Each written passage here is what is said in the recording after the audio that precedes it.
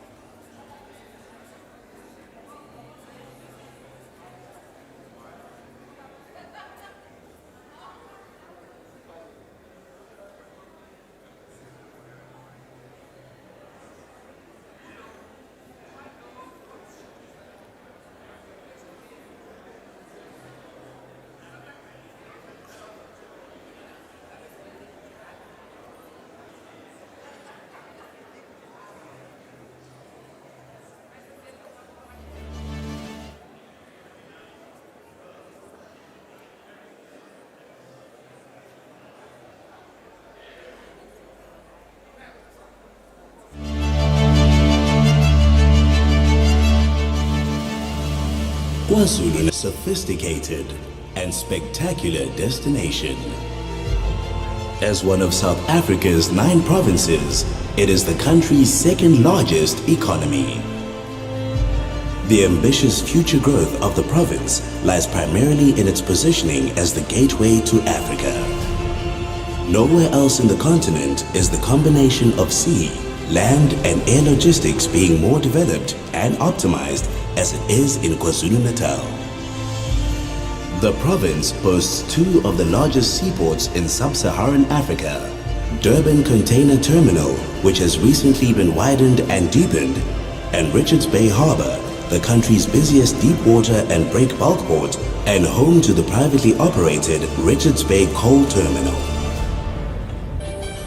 Both ports are backed by a world-class rail and road infrastructure, giving KwaZulu-Natal a key competitive advantage. The N2 is an important corridor connecting Durban and Richards Bay, and the N3 links Durban with a double-lane artery to the bustling capital of Gauteng.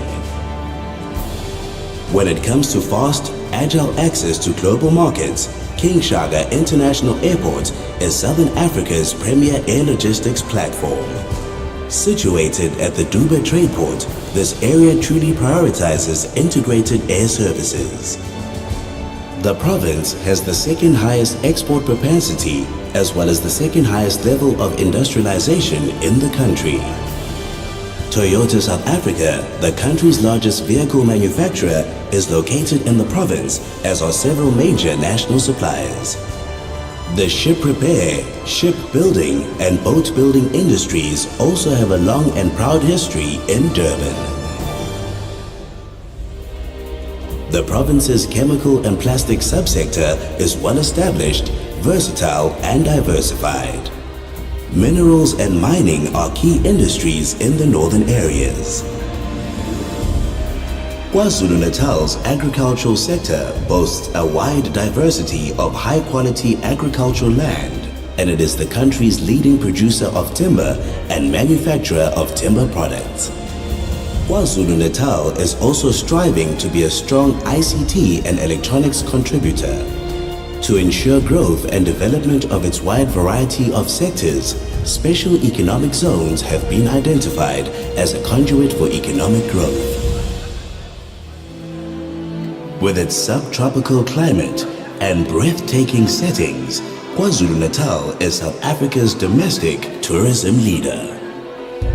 From its metropolitan heart in Durban, you will never be more than 3 hours away from the pristine beaches of the south, the majestic Drakensberg to the west, or the Isimangaliso Wetland Park in the north. As a place to live and work, KwaZulu-Natal offers world-class infrastructure and excellent medical, educational, social and cultural facilities. A skilled and semi-skilled labor pool also ensures that current and budding enterprises will have the right people readily available. With so many opportunities at hand, there's never been a better time to unlock the potential of KwaZulu-Natal. Trade and Investment KwaZulu-Natal, your knowledge partner in business.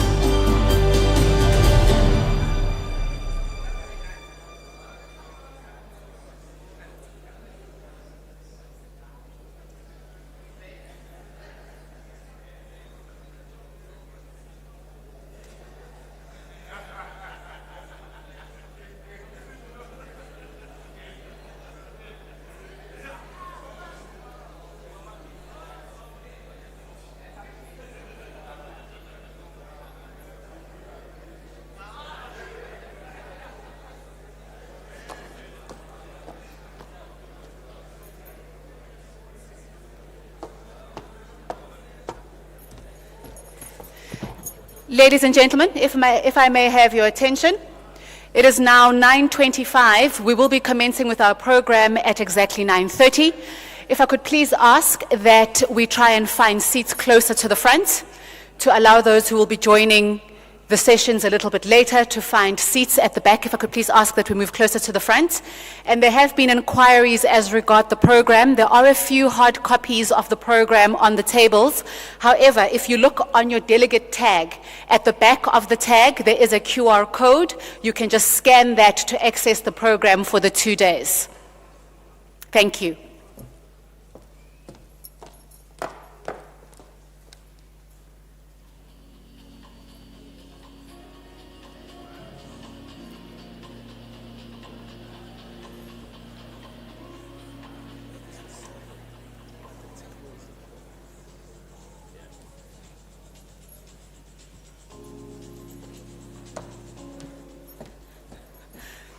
My apologies, a quick point of correction. The hard copy programs, the few that are on the desks, they have a QR code. That QR code is for the electronic program. On the back of the delegate tag is a survey.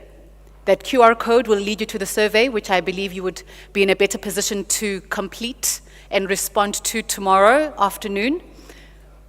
So there are 2 QR codes. The one on the hard copy of the program takes you to the electronic copy of the program. In case you don't have one in front of you, you can just ask your neighbor very kindly to just let you take a scan so that you can access the digital program.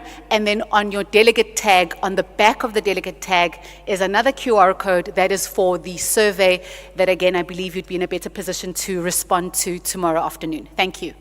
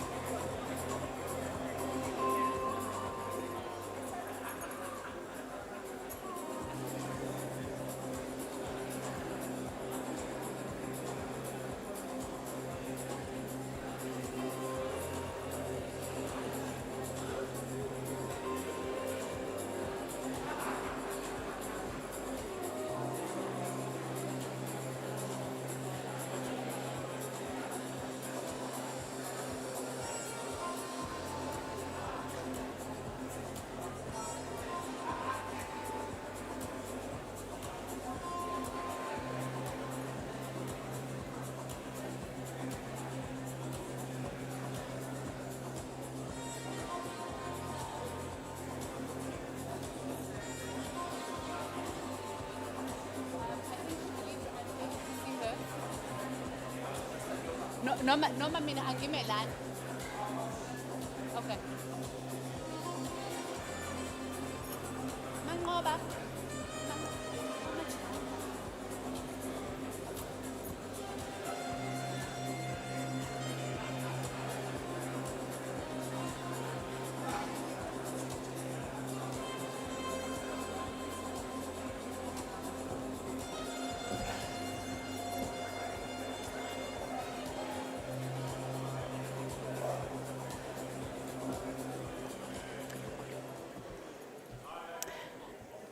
Ladies and gentlemen, if I could kindly ask that we all find our seats and make ourselves comfortable, we will be commencing with the program within the next 2 minutes.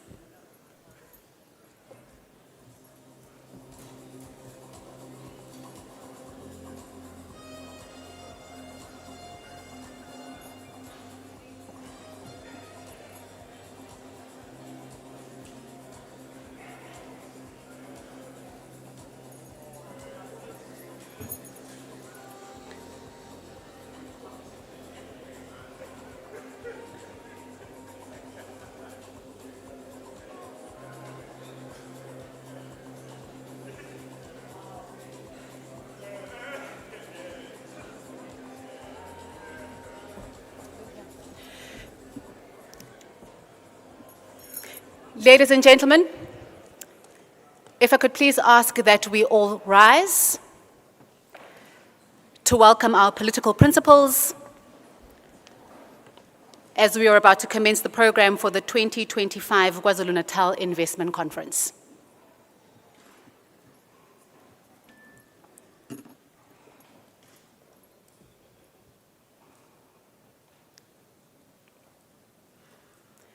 I will then ask that after our political principals have walked in and have taken their places, we then remain standing for the singing of the South African national anthem.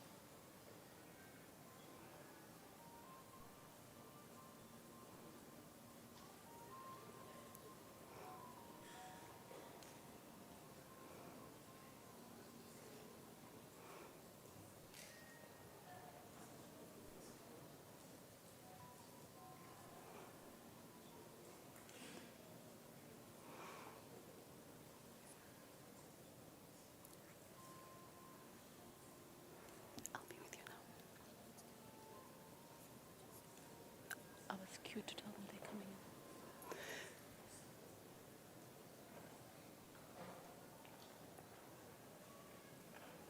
If I could please ask for your patience.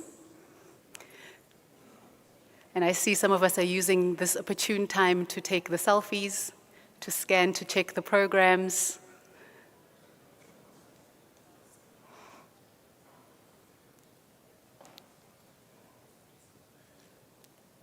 I'm loath to ask us to all take our seats again, lest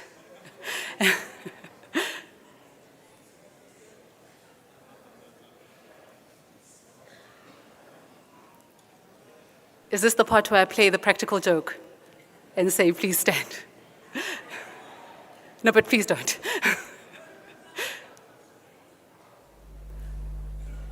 My apologies for that, ladies and gentlemen. We had been given the cue. It seems there is a bit of a delay. We will then ask for the final cue. The final cue, so we've been asked to give them 5 minutes. Okay.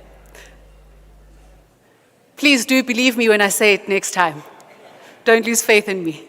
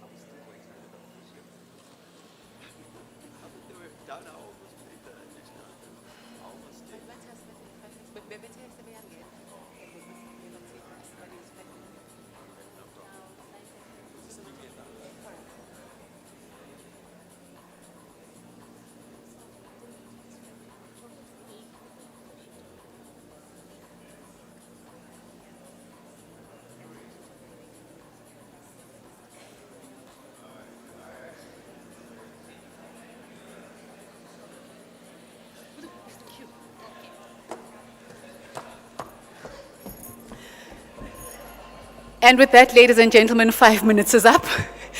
If I could ask that we please rise as we welcome our political principals so that we can commence the program for the 2025 KwaZulu-Natal Investment Conference.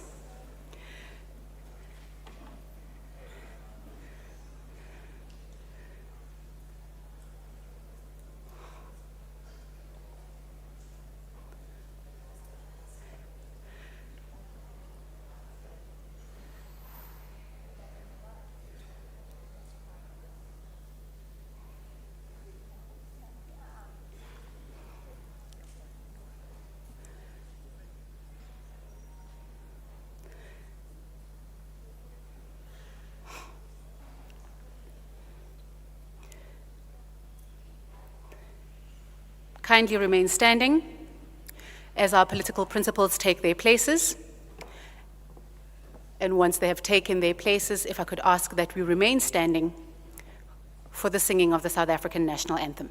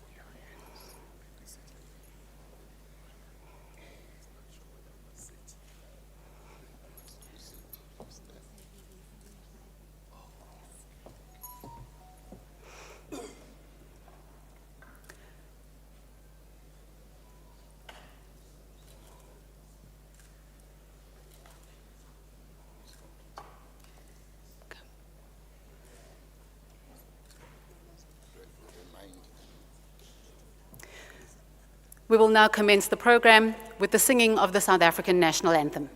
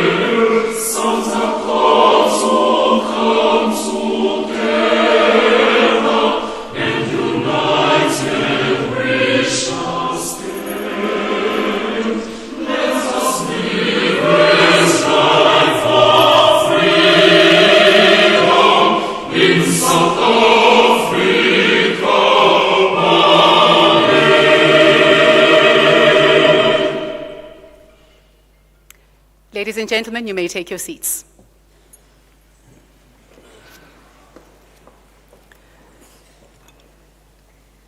I would again like to encourage those who are seated further at the back to find seats further forward. There are some seats at the tables closer to the front to allow those who will be joining later in the program to take up seats at the back. My name is Nongcebo Mackenzie, and I'll be your program director for the next 2 days. Welcome and thank you for joining us at the 2025 Kwazulu-Natal Investment Conference. Before we commence, I would like to go through some housekeeping. If I could please ask that we all put our cell phones either on vibrate or on silent, whatever setting allows it not to ring, just to afford those who will be at the lectern and those who will be participating as panelists in the various panel discussions that opportunity to present their messages accordingly. We will shortly be getting the safety video from the Durban ICC.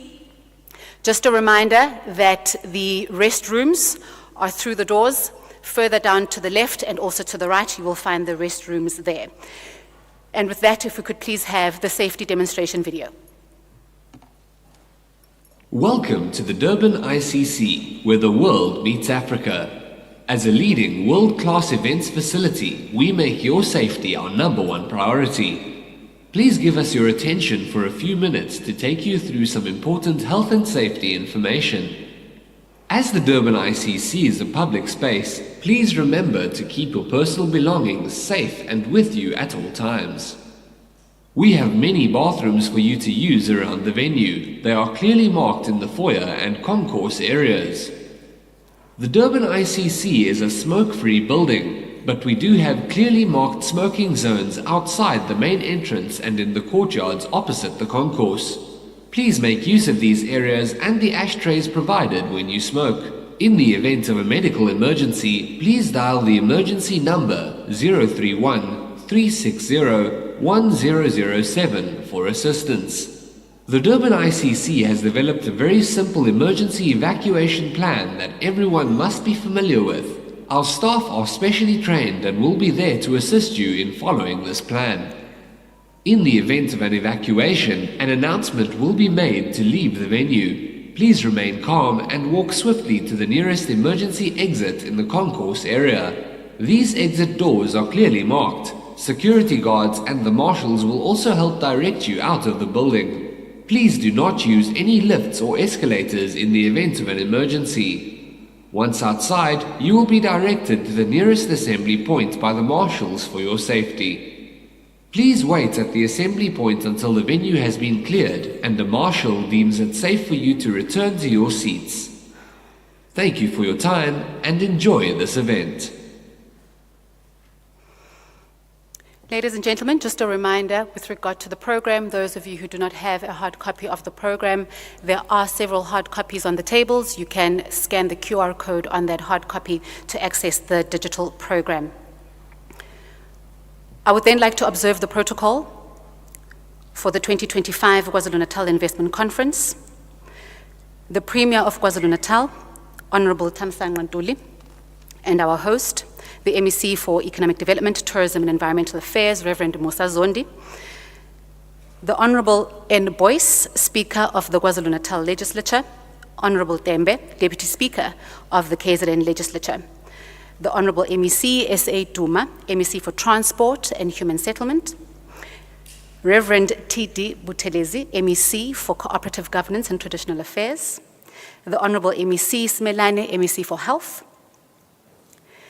the Honorable MEC T. Kamadlopha Mthethwa, MEC for Agriculture and Rural Development, the Honorable MEC F. Rogers, MEC for Finance, Honorable MEC M. Kaula, MEC for Sports, Arts and Culture, MEC S. Shlomuga, MEC for Education, the Honorable MEC M. Meyer, MEC for Public Works and Infrastructure, Honorable MEC M. Shinga, MEC for Social Development, the Honorable M.B. Gwala, Chief Whip, members of the Economic Development and Tourism Portfolio Committee, members of the Diplomatic Corps, Councillor Tembo Ntuli, Chairperson of eThekwini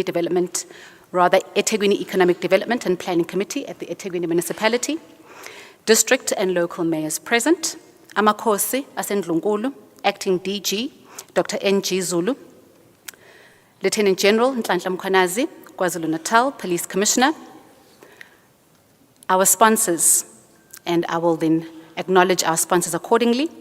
I'd like to acknowledge African Bank, MTN, eThekwini Municipality, Invest SA, the KwaZulu-Natal Growth Fund, BPESA, Foscor, Heineken, Brand SA, Durban Trade Port.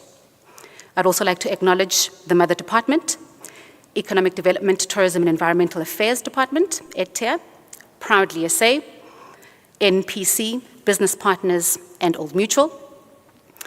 I acknowledge the Board Chair of TIKZN, Mr. Musamieni, Captains of Industry and Board members present, Mr. Sihle Ngamo, Chief Executive Officer of Trade and Investment Kwazulu-Natal, as well as all CEOs of public entities present, Mr. Zweli Manyati, Chief Executive Officer of Business and Commercial African Bank Limited, and all CEOs present, international delegates present, investment pledges, members of the media, respected delegates, welcome to the 2025 KwaZulu-Natal Investment Conference.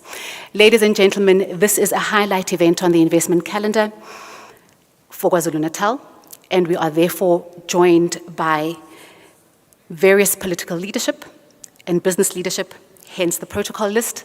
I humbly request that our speakers please kindly stand on my protocol when you are at the lectern. I kindly ask that those who will be presenting and those who will be speaking and those who are in the room, please accept the standing on that protocol. With that, I would like to ask Councillor Tembo Ntuli, Chairperson of the eThekwini Development and Planning Committee, to please give us the official welcome address.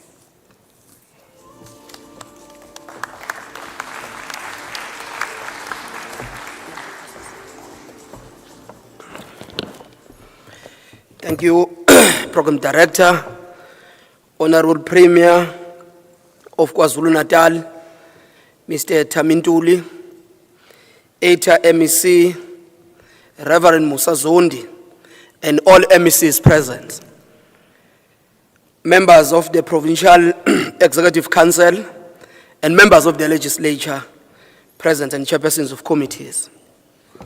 Commissioner of KwaZulu-Natal, KZN Police, and Nhlanhla Mkhwanazi, His Worship, the Honorable Mayor Cyril Xaba in his absentia, and Musampele, the Municipality Manager, leaders of the municipalities across KwaZulu-Natal, the Chief Executive Officer and the leadership of TIKZN, Executive from Invest Durban and eThekwini Economic Development and Planning, distinguished ambassador, head of diplomats and missions, esteemed business leaders, captains of industry and finances, developers, SMMEs representative, civil society and academia, members of the media, ladies and gentlemen, all protocol observe. I wish to extend and greet all of you. It gives me great pleasure to officially welcome you to Durban, to the KZN Investment Conference 2025. It's a great honor to our city to host this important gathering. Durban is more than just a gateway to the Indian Ocean. It is a seat of opportunities.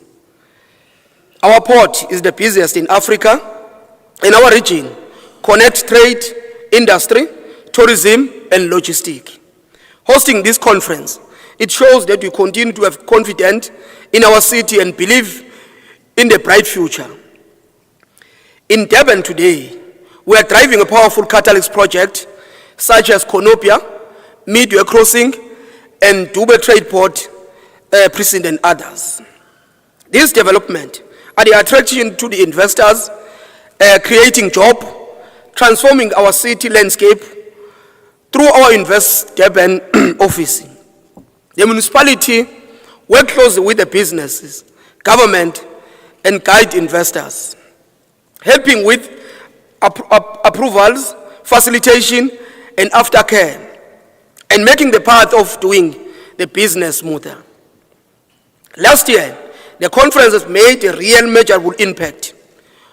We pledged to reach 85 billion,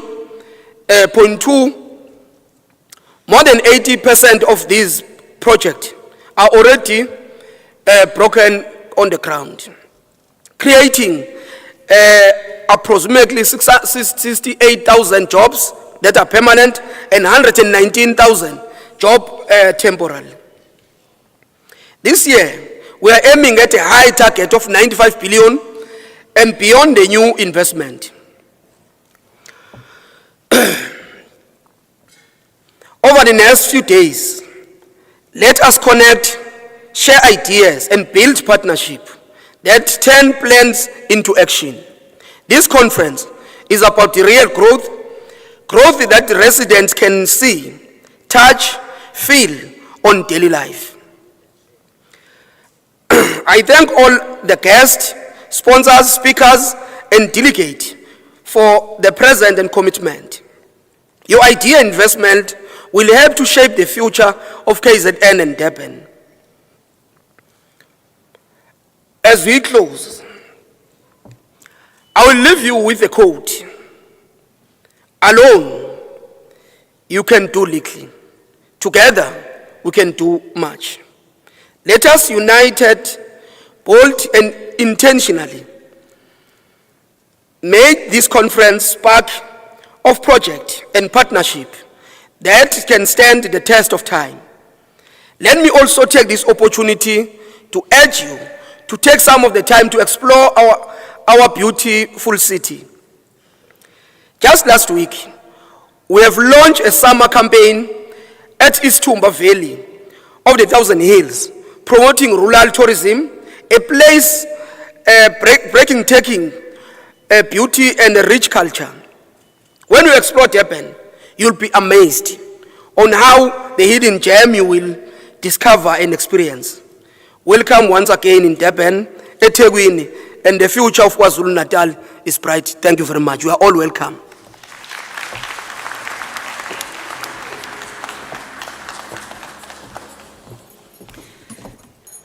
Thank you very much, Councillor Ntuli.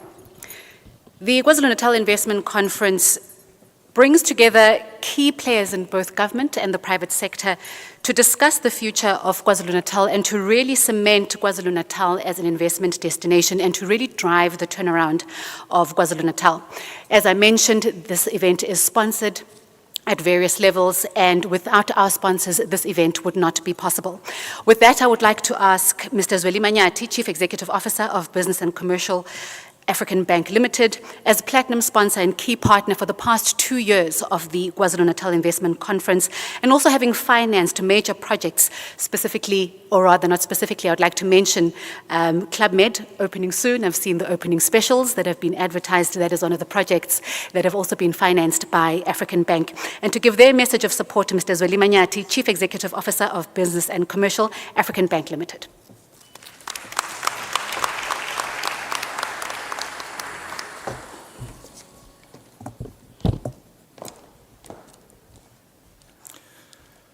Honorable Premier Ntuli, our host, MEC, Reverend Musa Zondi, honorable members of the Executive Council of the province, the Executive Mayor of eThekwini and the leadership, business leaders, labor, and members of the diplomatic corps, distinguished guests, ladies and gentlemen, Sanbonan.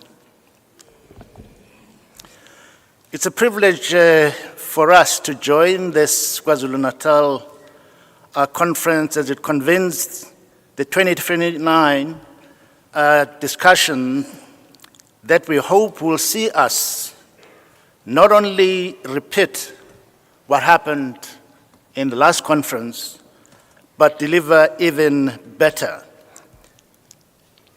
It has already been said that in 2024, this conference secured 85.2 billion. So 68,000 jobs created, approximately 119,000 temporary jobs. It also showcased about 54.5 billion worth of catalytic projects. This conference for this year has even much higher bar. It is structured as a business to business and business to government structured meetings. We are looking to target specifically the export sector, and also we want to go and have a look at and showcase the two very important parts of business here, which is Dubai Trade Port and the Richards Bay IDZ. As the previous speaker said, we aim to, this year, really get pledges of as much as 95 billion. And it is expected that during this conference, we will see very bankable deals that hopefully will meet capital that is going to be facilitating the funding. As we have done in the past, African Bank has for the past 10 years in KZN invested quite a bit in the retail sector, specifically the shopping centers. Premier, I can talk about Bamshela, I can talk about Ezingolweni, and quite many other places where we are investing and allowing entrepreneurs in this province to really take charge of growing opportunities for employment for the communities in which they operate.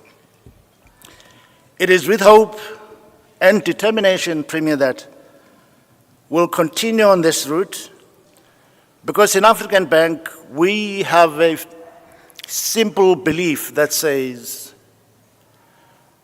it is our job, working with government, to not only create an environment that is conducive for investment, but you also back the entrepreneurs that seek to invest. I am hopeful that by the end of this conference, my team and I will walk out of here with a few transactions that we will close out and contribute towards the growth and the resilience of the economy of KZN. I wish all of us very, very successful engagements, and as we do this work, we must make sure that this is not going to be a talk show like it was not last year. We want to come out of here with very firm proposals that are bankable, that will see this province continue to work, because there are ample challenges that we need to address. Joblessness, the Premier said in the provincial address, 2 out of 3 of our young people do not find productive work. It is only us here, if we are determined and deliberate, who can change that. I would like to thank you and wish you very well in this engagement. Thank you very much.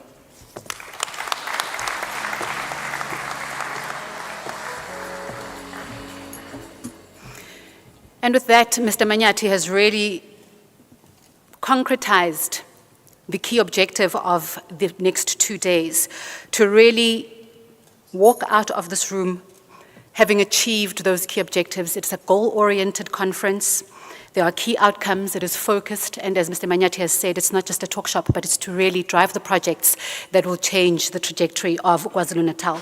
I would then like to ask the MEC for Economic Development, Tourism and Environmental Affairs, Reverend Musa Zondi, to come up to the lectern to share with us a provincial perspective on growing KwaZulu-Natal and giving investors confidence in the province of KwaZulu-Natal. After that, the Reverend will then introduce our Premier of KwaZulu-Natal, Mr. Thamsanqa Ntuli.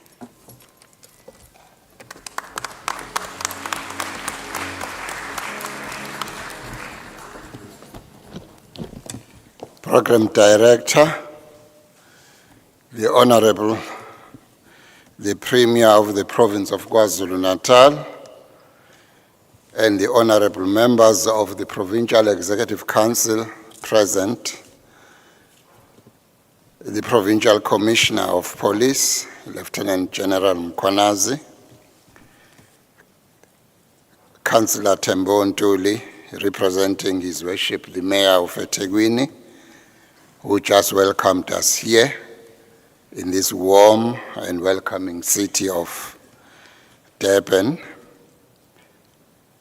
members of the legislature present, senior government officials, members of the diplomatic corps present, representatives of business and captains of industry present here,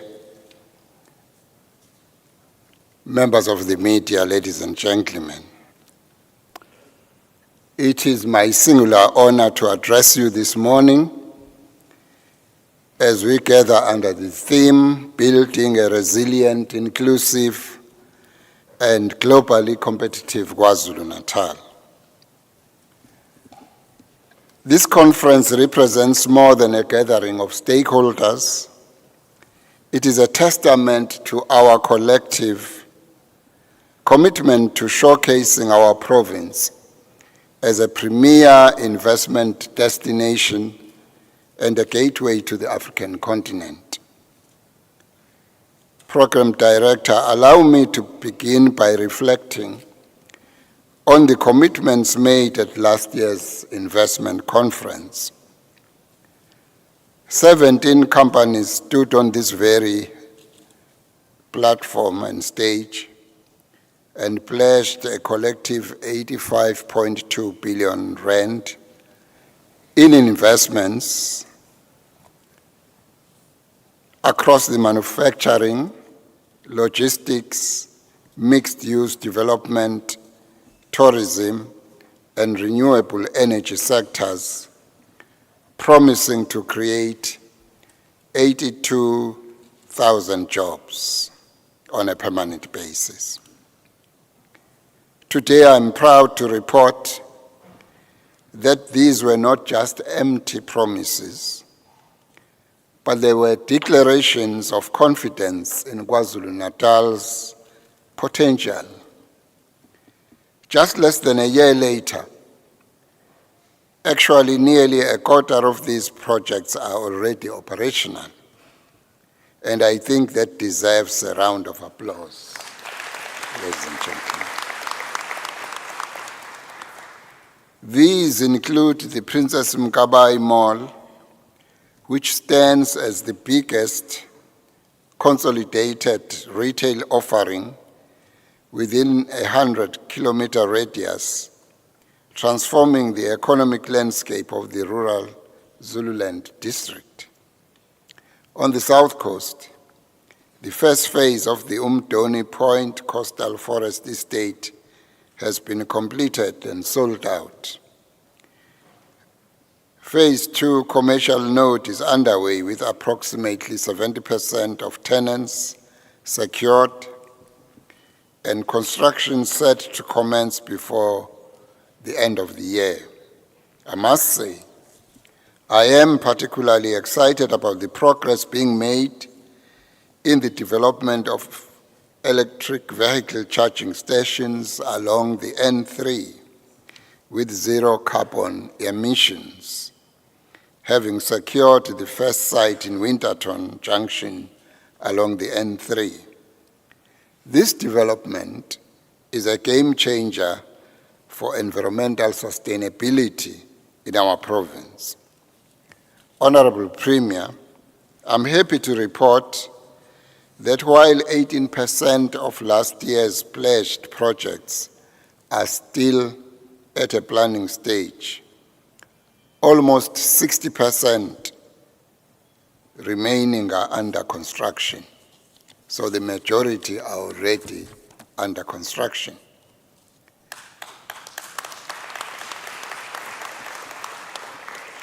So the progress of these projects is tangible evidence of investor confidence in KwaZulu-Natal. I know many of the captains of industry who signed the pledge all last year are here today. And if I were on the pulpit, I would make an altar call to ask them to stand up here so that people can see them. But as I am on a podium, I will just acknowledge you and express thanks for sowing seeds of economic prosperity in KZN. Let's give them a round of applause. Our commitment as the provincial government extends beyond celebrating these achievements. Through trade and investment, KwaZulu-Natal and the Invest SA one-stop shop services, we are actively removing bottlenecks, reducing red tape and administrative burdens, and thus providing project brokering services to fast-track implementation. In fact, I would like to go a step further and say, between last year and today, the Premier has established in his office an investment brokering office to assist in the removal of many bottlenecks and red tape that hinder investment in our province. That also deserves an applause. So, ladies and gentlemen, through enhancing coordination across government spheres, offering holistic and user-friendly services, we aim to be an invaluable business support partner to the private sector. At the heart of our approach is a return to ethical, community-centered governance, a principle which is deeply rooted in KwaZulu-Natal's tradition of servant leadership. We believe that progress is most meaningful when it is felt by ordinary citizens, not just measured in numbers. This is why we have placed integrity, accountability, and people-first service at the center of our economic agenda. Investors respond not only to incentives, but also to trust. Trust that government will do what it says, spend wisely, and then they act justly. Our latest provincial GDP results reaffirm our positive growth trajectory. In the second quarter of 2025, KwaZulu-Natal's economy grew by 0.8% quarter on quarter, the strongest pace since early 2023. This growth was driven by solid gains in the mining, in agriculture and manufacturing, sectors that remain critical drivers of job creation, industrialization, and export diversification. As South Africa's second largest contributor to GDP, KwaZulu-Natal continues to demonstrate its appeal as one of the nation's foremost investment destinations. In 2024, total investment increased by 0.5%, rising from 171 billion rand in 2023 to 172 billion rand. Since 2016, when investment stood at 135 billion rand, we have attracted nearly 37 billion rand in additional capital, a testament to sustained investor confidence in the province of KwaZulu-Natal.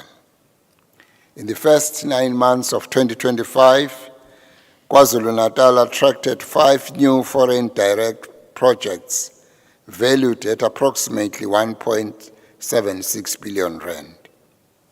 India emerged as the leading investor, with additional commitments from the United Kingdom and Denmark. The landmark Mahindra and Mahindra assembly plant actually exemplifies our industrial strength and competitiveness. Conferences like this one signal our readiness, our competitiveness, and our unwavering commitment to creating an investor-friendly environment. KwaZulu-Natal operates within a dynamic global trade ecosystem. Recent geopolitical developments, including imposition of 30% tariffs by the United States and the non-renewal of AGOA, have directly impacted our exports.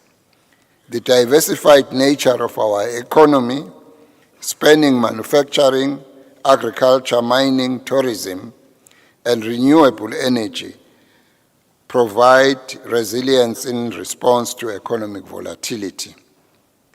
Through trade and investment KwaZulu-Natal, we have revised our country targeting strategy to identify alternative markets in order to safeguard our trade interests.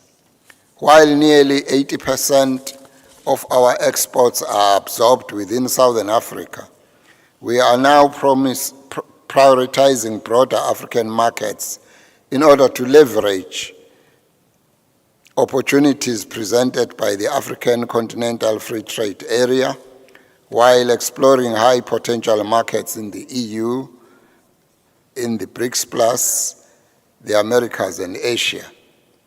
We are strengthening our position in SACU and SADC through high-value exports, such as vehicles and machinery, thus expanding into the Eastern and Western Africa with cereals, oil, and essential oils, and exploring niche opportunities in Northern and Middle Africa. So our strategic significance actually extends beyond national borders. In 2024, the province recorded a trade deficit of 95.97 billion rand, with exports of 49.71 billion rand and imports of 145.67 billion rand. But we achieved surpluses with the United States in spite of tariffs, with France and Mexico, thus reflecting our competitive strengths in manufacturing and agro-processing. With the G20 summit just weeks away, KwaZulu-Natal is positioning itself to attract high-impact investments in order to expand exports and to create jobs. Our value proposition is compelling and multifaceted, making KwaZulu-Natal uniquely positioned to play an even bigger role in South Africa's economy. We are strategically located with two world-class ports at Durban and Richards Bay, serving as gateways into the rest of Africa. Through our route development vehicle, Durban Direct, we are increasing air connectivity and accessibility and improving connectivity to facilitate trade, tourism, and investment. By enhancing KwaZulu-Natal's accessibility, we are laying the groundwork for sustained economic growth. Our province boasts a skilled, youthful, and dynamic workforce, supported by ongoing youth upskilling initiatives that ensure our young people contribute meaningfully to the economy as a whole. Distinguished guests, let me conclude with this request. Building a resilient, inclusive, and globally competitive KwaZulu-Natal will require the active participation of every person in this room. It is not just the task of government. Economic prosperity is not a solitary endeavor. It will take government working efficiently and transparently to remove obstacles. It will take the private sector investing boldly. It will take workers contributing productively. It will take academia equipping our youth with skills and driving innovation through research and development. It will take civil society championing inclusive development. And it will take each of us choosing collaboration over competition, unity over division, and long-term vision over short-term gain. The pledges we celebrate today and those we will announce tomorrow are more than just financial commitments. They are votes of confidence in our collective future. They represent partnerships forged in trust, sustained by delivery, and driven by a shared belief that KwaZulu-Natal's best days actually lie ahead. Together, let us build a province where opportunity is abundant, where innovation thrives, where our youth have meaningful work, and where investors see not just returns, but lasting impact. Together, let us build a resilient, inclusive, and globally competitive KwaZulu-Natal. It is now a great honor for me to present to you, ladies and gentlemen, a leader who is passionate about the province of KwaZulu-Natal, the Premier of KwaZulu-Natal, who day in and day out eats, drinks, and dreams about the progress of this beautiful province of ours. If we can hold his hand and feel his heartbeat and walk together with him, we will produce the beautiful heaven that this province can be. It is therefore my pleasure to call upon the Honorable the Premier and to call upon you, ladies and gentlemen, to rise up and welcome the Premier as he comes to address you. I thank you.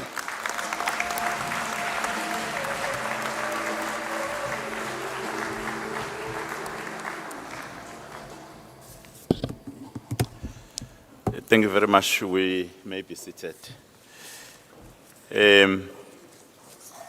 I must thank our MEC for Economic Development, Tourism and Environmental Affairs, Honorable Reverend Musa Zondi, for the message and the opportunity to make just short contribution to a very important work that the province of KwaZulu-Natal is embracing today. I might have not seen our Speaker of the Legislature, but I wish to acknowledge her, Honorable Boyce, and her Deputy, the Honorable Deputy Speaker, Honorable Tembe, the MEC for Kokta, MEC Reverend Ebtelezi, MEC for Agriculture and Rural Development, MEC Kamadlo Pamtetwa, MEC for Finance, MEC Rogers, and MEC for Sports, Arts and Culture, MEC Kaula, MEC for Public Works and Infrastructure, or MEC Mayor, MEC for Social Development, MEC Mbali Shinga, the Chief Whip of the Legislature, or MP Kwala. Members of the Legislature have also seen the portfolio chair of ATIA, Honorable Mafiga. Members of Economic Development and Tourism Portfolio Committee present. Members of the Diplomatic Corps. I know that there are ambassadors also present here. I wish to also acknowledge them. Honorable Councillor of eThekwini, ESCO, Councillor Untuli Mpemba, our mayors present for both districts and local municipalities, Amakosi Asendlunkulu, the Lieutenant General Entlahla Mkhwanazi, the acting DG HODs, our sponsors, the board chairman, Mr. Mieni, the captains of industry and board members present, the CEO of TIKZN, Mr. Ngamu, and the CEO of Business and Commercial African Bank, Mr. Manyati, international delegates present, investment pledgers, members of the media, the police present, and all our delegates, in particular, the special advisors, Dr. Kwala and Mr. Mtaga. Thank you very much, Nongcebo Mackenzie, for affording all of us an opportunity to stand here and present a message on behalf of the government of KwaZulu-Natal and the people of KwaZulu-Natal. Indeed, today marks another important milestone for our province and for the 7th administration. The KwaZulu-Natal Investment Conference has grown into a premier platform for thought leadership, dialogue, and collaborative efforts where vision meets action and where opportunity meets commitment. While you have already been formally welcomed by both our eThekwini ESCO member, Councillor Ntuli, and also by our MEC for ETA, Reverend Zondi.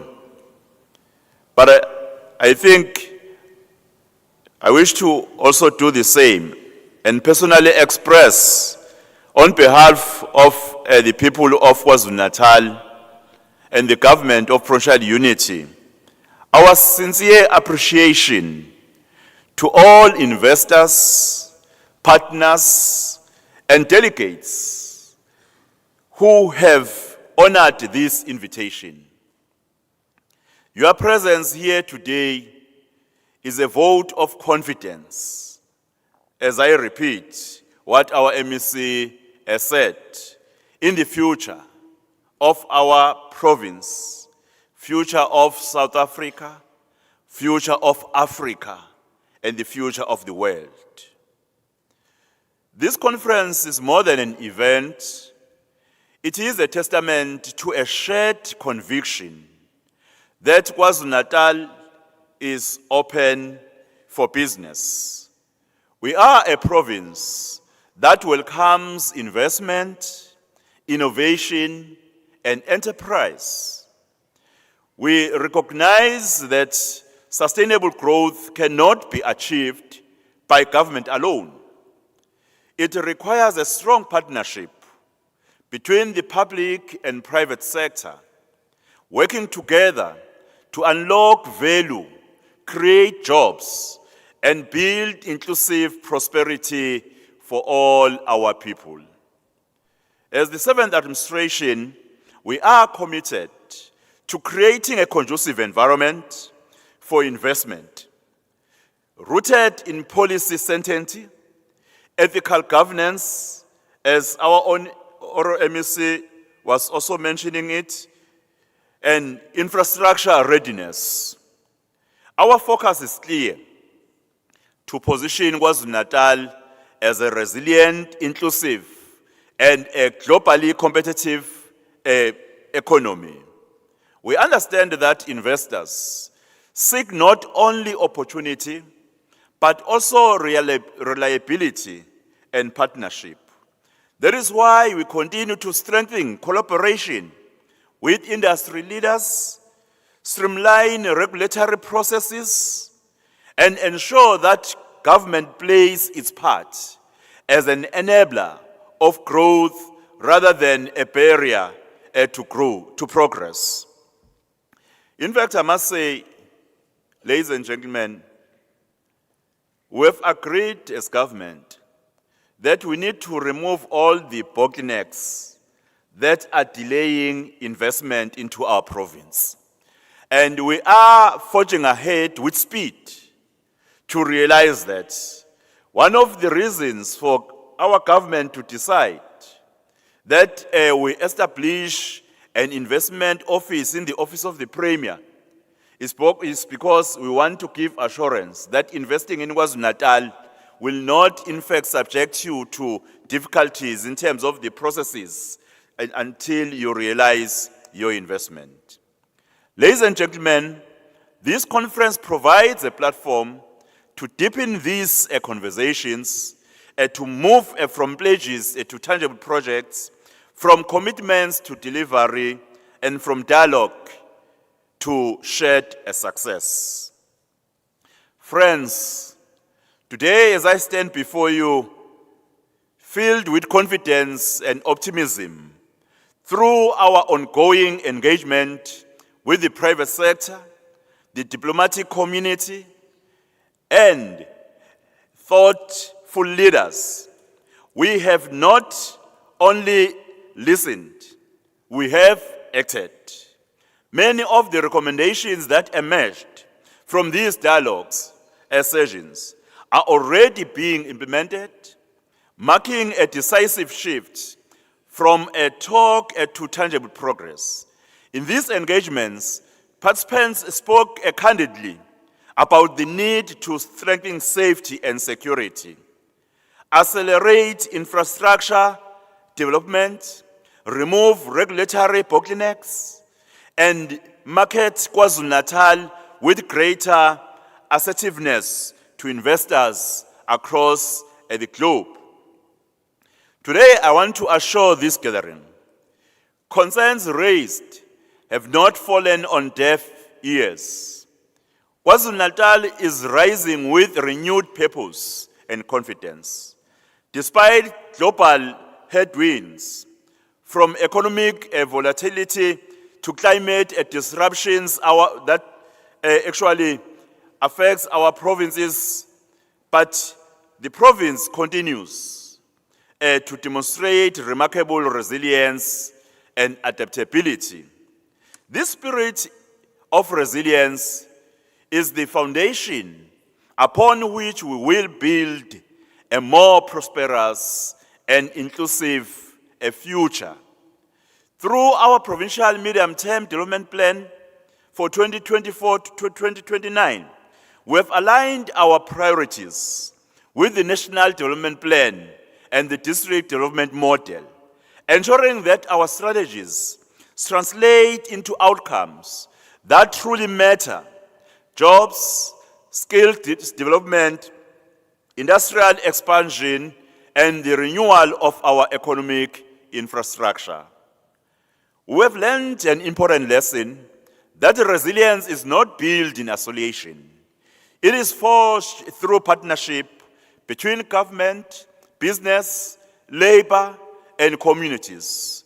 Each plays an indispensable role in advancing the collective vision of a province that works, competes, and thrives.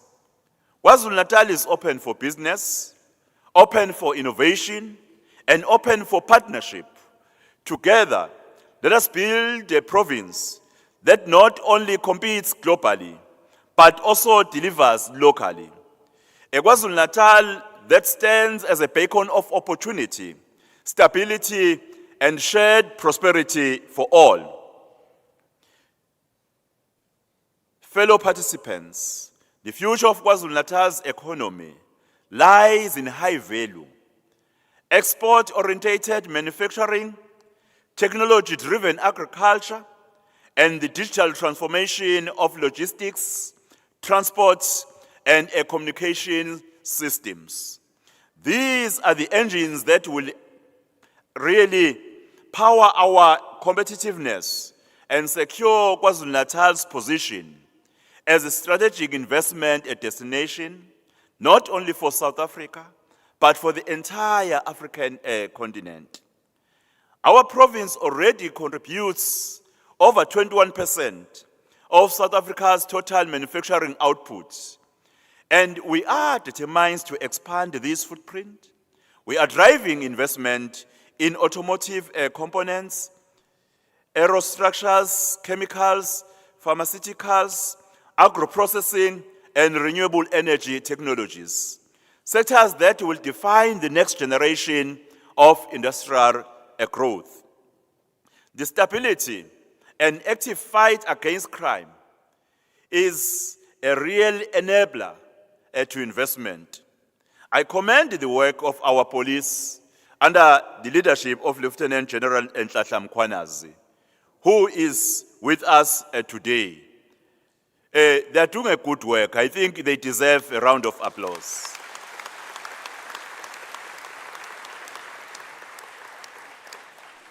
I know that the delegate are asking me, where is that provincial commissioner? Is with us. I don't know whether Lieutenant General Nhlanhla Mkhwanazi, you can come up here so that they can see you. If you can come up here.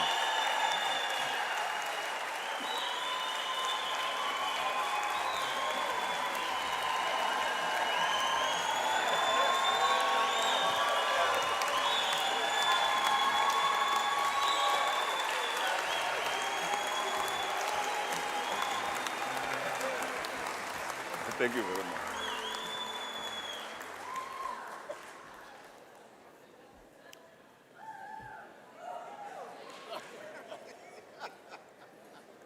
Well, the leadership of our provincial commissioner is an assurance to a safer KwaZulu-Natal.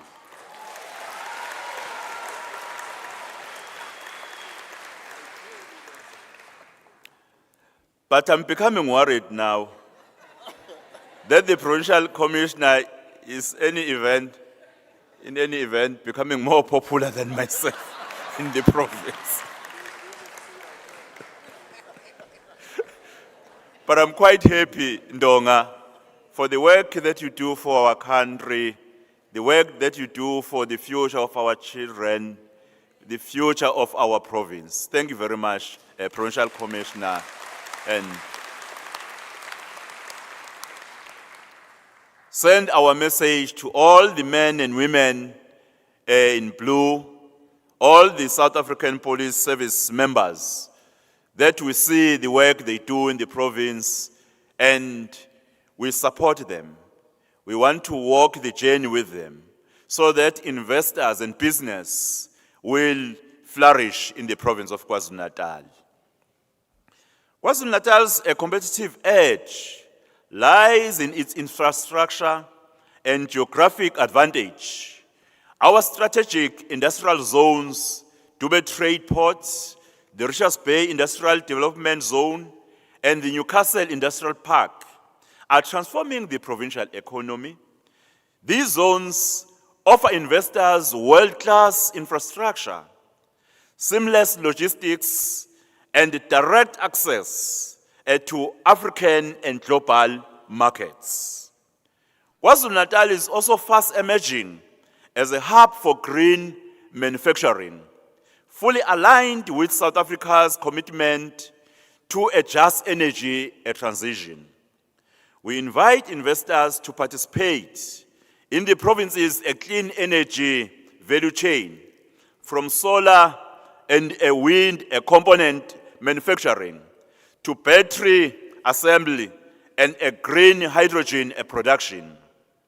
Our approach to the just transition is grounded in restorative justice, ensuring that communities and workers are active participants and beneficiaries of this transformation.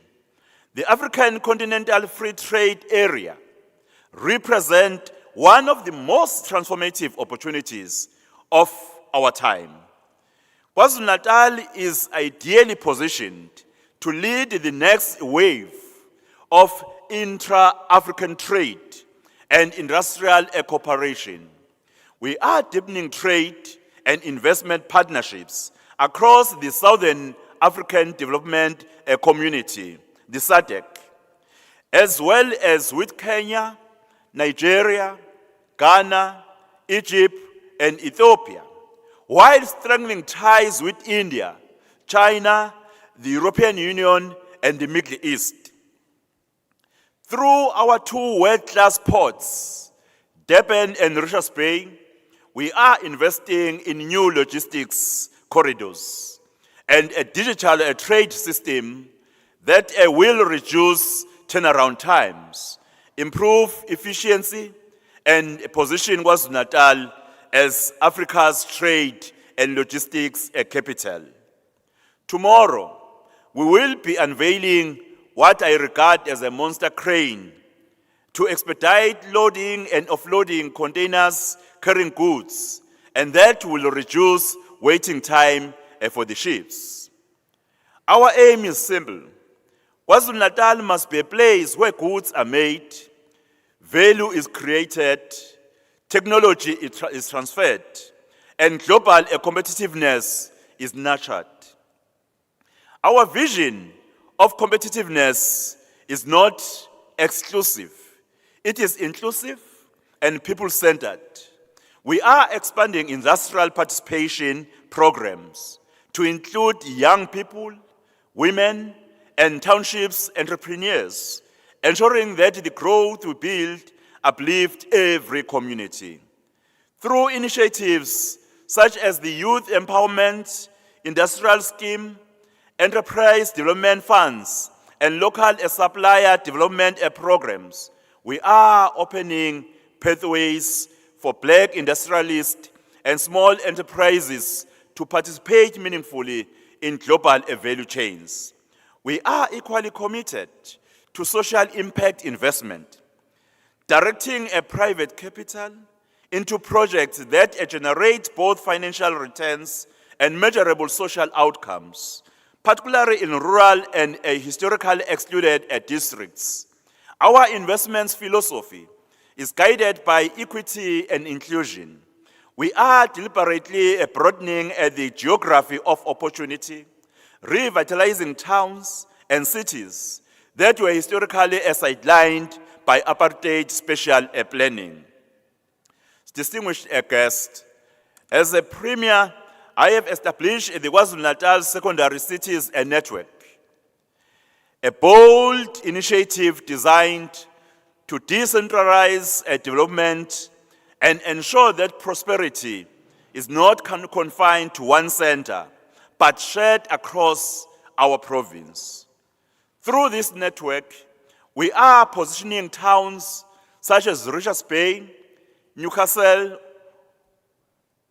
Ladysmith, Kokstad, Potchefstroom, Pietermaritzburg, and Umkhanyakude as new growth poles alongside eThekwini. This approach is not only practical, it is visionary. It seeks to ease the pressure of urban over a concentration in Durban, while unlocking the untapped potential of regional economies. By strengthening our secondary cities, we are spreading opportunity, promoting a regional competitiveness, and creating a more balanced, inclusive pattern of development. Each of these towns has its own distinct comparative advantage. Newcastle is emerging as a center of manufacturing excellence. Richards Bay is our logistics powerhouse and industrial gateway. The South Coast and Midlands remains our beating heart of tourism and agriculture. And Umkhanyakude holds promise for agro-processing, ecotourism, and renewable energy development. Secondary cities are becoming magnets for infrastructure investment in roads, housing, bulk water, digital connectivity, and logistics and network. These investments strengthen inter-district connectivity through key corridors, such as the N2 and N3, linking our inland and coastal economies into one seamless, competitive system. I must share with you, delegates, that last week we had a Lehotla, where amongst our engagements, we were quite aggressive on our pace of realizing a speed train between KZN and Gauteng.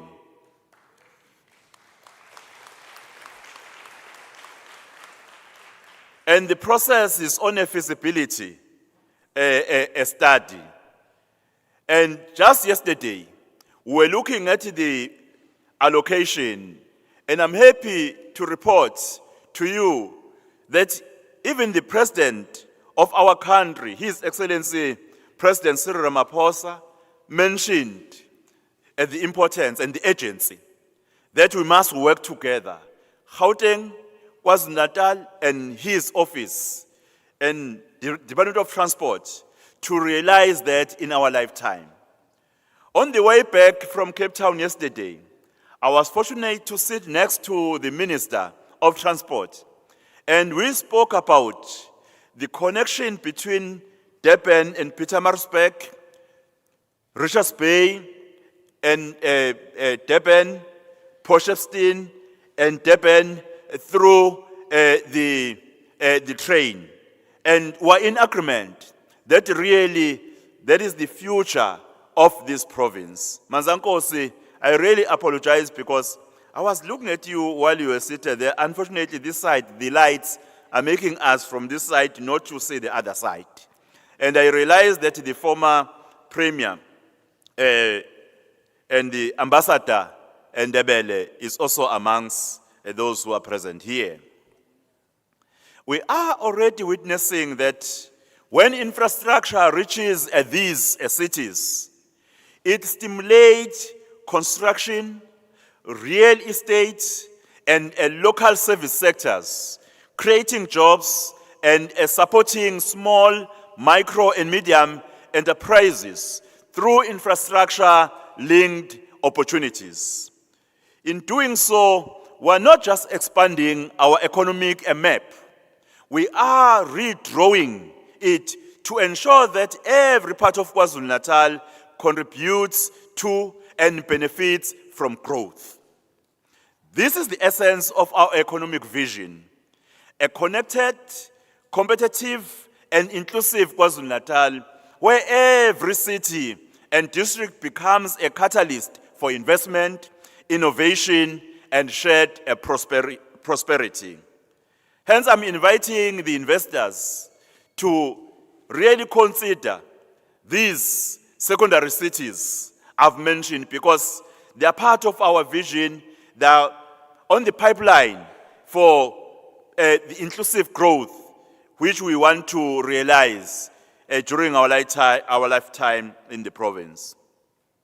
KwaZulu-Natal is also an emerging property investment hotspot, reflecting both economic confidence and lifestyle appeal. In 2023, the province's residential property market was valued at approximately 435 billion, representing about 6.4% of the national residential market. The North Coast Corridor, including Palito, Salt Rock, and the surrounding estates, such as Palm Lakes, Simbiti, Zululami, and Elaleni, has become a magnet for investors seeking a secure, sustainable, and high-quality living environments. This growing demand for sectional title developments reflects confidence in KwaZulu-Natal's long-term prospects and the strength of its urban and coastal nodes. These developments not only offer lifestyles a convenience, but also underpin economic activity, create jobs, in construction and services, and strengthening a local economies, the same momentum is visible in Richards Bay, the Midlands, Pietermaritzburg, and the Hibiscus Coast, each emerging as growth node in its own right. The continued growth of our property markets will depend on infrastructure reliability, service delivery excellence, and responsible urban development. All priorities, in fact, firmly embedded in our provincial planning framework. One of the major challenges, of which I'm quite happy that we have started, is to solve the problem of crime and corruption. We must ensure that we root out corruption in this province of KwaZulu-Natal. We must work together. I know that is not easy, but we must work together to root out corruption in this province of KwaZulu-Natal. Whether in government, whether in private sector, but we must confront corruption. Program Director, our growth trajectory depends on infrastructure that works, because roads connect factories to ports. Digital networks enable e-commerce and energy systems power sustainable industry. The KwaZulu-Natal's infrastructure master plan identifies catalytic projects that are already reshaping our economic landscape. The Durban Free State Gauteng logistic corridor upgrades, the Richards Bay port expansion and Transnet freight rail modernization, the Durban Trade Port Phase 2, and Aero Metropolis expansion, and the KZN Smart Digital Infrastructure Program, which is extending a broadband access and preparing our province for 5G readiness. These projects are not merely investments in physical assets. They are investments in confidence, competitiveness, and connectivity. They signal to the world that KwaZulu-Natal is ready to lead. Ladies and gentlemen, KwaZulu-Natal stands ready for business. We offer more than a location. We offer strategic advantage with our ports, our people, and our potential. KwaZulu-Natal is the gateway to African trade and a vital bridge between local opportunity and global investment. We have a skilled and industrious workforce, rich natural assets, competitive investment incentives, and a government of provincial unity that is open, responsive, and deeply committed to creating an enabling environment for business to thrive. Today, I make a bold declaration. Investment in KwaZulu-Natal, it actually is a call for the day. Invest in KwaZulu-Natal, invest in the future of Africa. By investing in this province, you are investing to the future of Africa. This is our moment to re-industrialize with purpose, to trade smarter, and to build partnerships that will define the next decade of Africa's growth story. As the provincial government, we have acted decisively to ensure that engagement with investors is not an event, but a process, continuous, credible, and solution-orientated. Through our investment office in the Office of the Premier, we have created a single high-level coordination mechanism to manage investment facilitation, resolve bottlenecks, and strengthen our dialogue with the private sector. In fact, I met someone on the way to Pretoria who informed me that the investment which I was part of its introduction in Richards Bay may only be realized in 2029 because of bottlenecks. When I heard that, I instructed my office on investment to tackle that, to ensure that we realize that kind of investment taking ground quite soon. And I'm optimistic that there's nothing that will prevent us from achieving that. Because as government, we are here to assist you so that in whatever endeavors, in terms of investment in the province of KwaZulu-Natal, you find joy, you find support.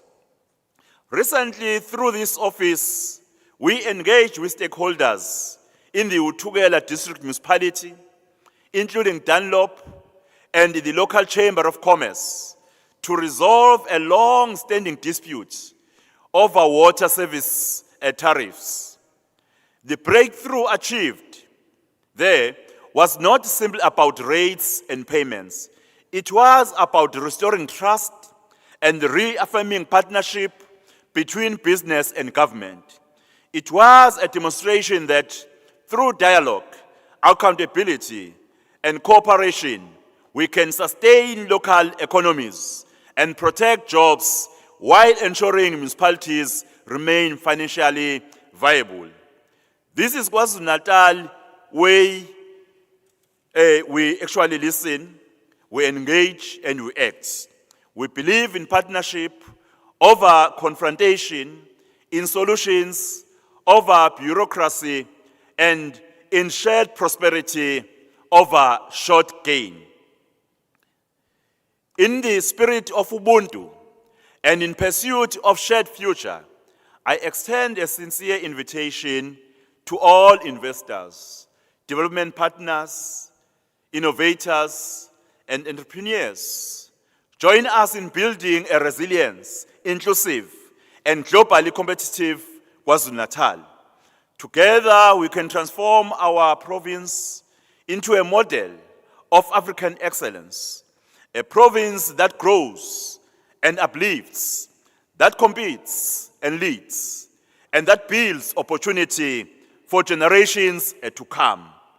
This conference is not the conclusion of a conversation, it is the beginning of a new chapter, a chapter of partnership, confidence, and shared success. Ngiyathokoza kakhulu. Thank you very much, Program Director.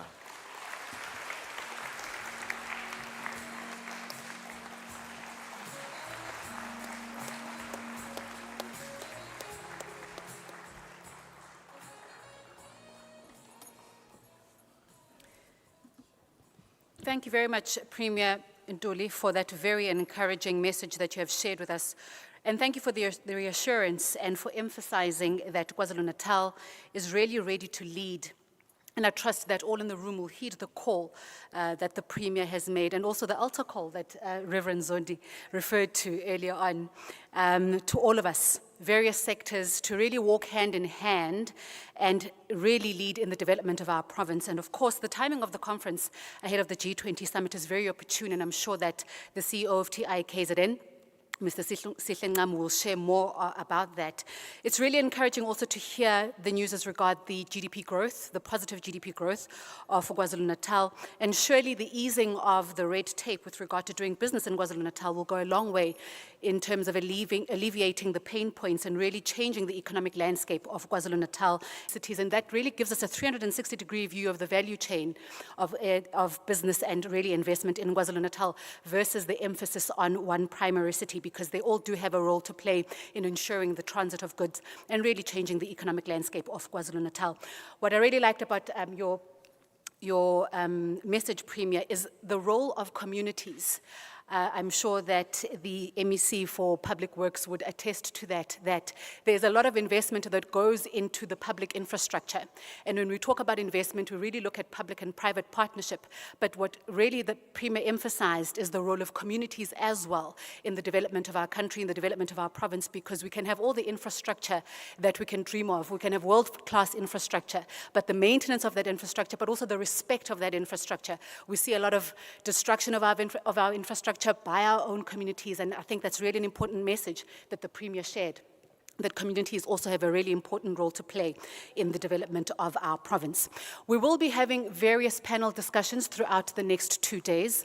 Our first panel discussion will be facilitated by Alex Mtiane, Head of News at Gagasi FM, and I trust that he will be making his way to the stage shortly in order to address, or rather in order to commence with the panel discussion with the panel guests that will be hosted in that panel discussion.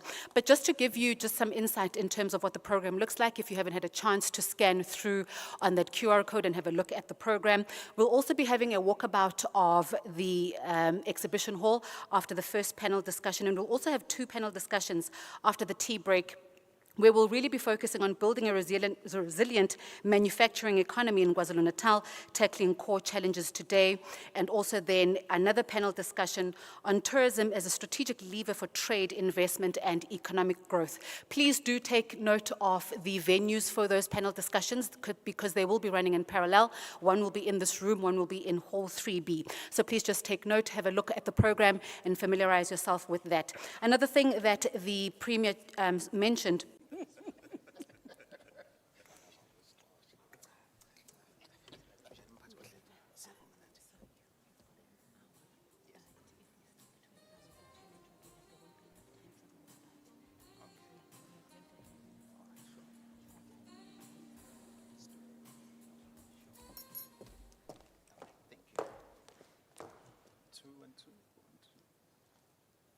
Audible.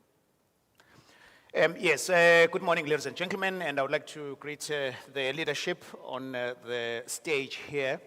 As introduced, my name is Alex Mtiane. I would like then to request that the following panelists join us. We already have the MEC on stage, MEC Uzondi, and we also have Mr. Manyati from African Bank. So we would also be joined by 2 more panelists. It would be the independent economist, Professor Bonke Dumisa, as well as the MEC for Kokta, or MEC Telezi. Yes, so I would, the Premier is quietly asking if I am forcefully removing them from stage. I'm kindly requesting them to leave the stage, but not forcefully so. The plan is to have this discussion for about 30 minutes with my panelists, and then the other half of the discussion will then be taking questions from yourselves, of course directing them to the panel. Again, let me introduce my panelists. Next to me, I have Reverend Musa Zondi, the MEC for Economic Development, Tourism and Environmental Affairs. And then over there, we also have the MEC for Cooperative Governance and Traditional Affairs, MEC Reverend Telezi. And we also have the Chief Executive Officer for Commercial at African Bank, Mr. Manyati, as well as Professor Ubonke Dumisa.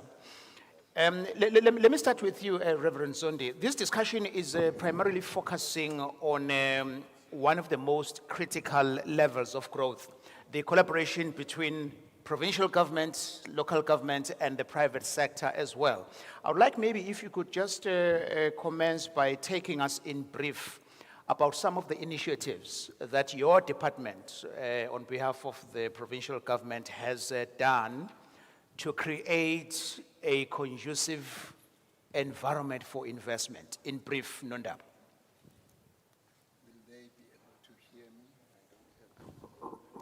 Okay, we will get a cordless microphone 2, please, for the MECs. Thank you. Thank you, Mr. Mtiane, and my co-panelists. Ladies and gentlemen, first of all,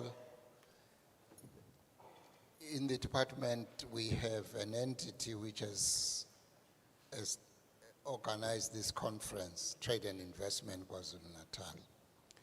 It is a primary facility that works hand in hand with members of the business sector, both local and international, to ensure that there is enough space and room for the business to thrive within the province of KwaZulu-Natal. It works day in and day out to establish infrastructure for business to invest and for business to trade without many barriers. They don't have to run around on their own.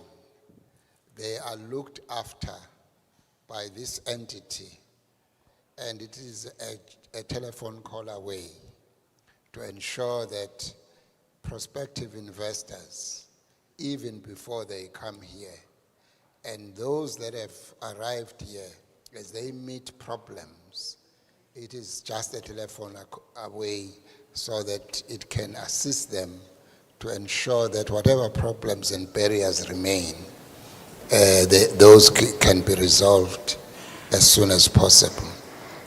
Secondly, we are in contact even through Trade and Investment Kwazulu-Natal and on our own in the department, with the Department of Trade, Trade Industry and Competition to leverage facilities that are going to make investors in the province comfortable. We take up issues on their behalf and we make sure that those that have invested here actually stay here without any major hiccups. I can cite just those two primary ones. There are others as well, but on an ongoing basis, we continually provide these kind of services to service the business community on an ongoing basis. Because at the end of the day, it is not the job of government to actually create jobs, grow the economy. We depend on the business community who are here to actually do that kind of thing. Ours is primarily to facilitate and so that we make and create a climate for business to thrive and to grow. Thank you so much, Nondaba. I do also observe that this response actually ties in very well with what the Premier alluded to earlier on. I see a number of mayors here. I understand to you now, Mr. Buthelezi, I understand that there are initiatives that are done at municipal level. We have your district development model. We also have the district development agencies as well. So in your perspective, how can stronger governance, how can stronger governments drive investment? The province is talking about collaboration with the private sector, also the MEC talking about aligning what they do with what happens at national, but at local government where implementation happens. How can strong government ensure what is being envisaged, in your view? Thank you, Mr. Mtiane. Honorable Premier and the MEC's fellow panelists and the delegates to this conference. I think what is important first, Mr. Mtiane, is to build on what the Premier has said in terms of the role of government and the role of the private sector.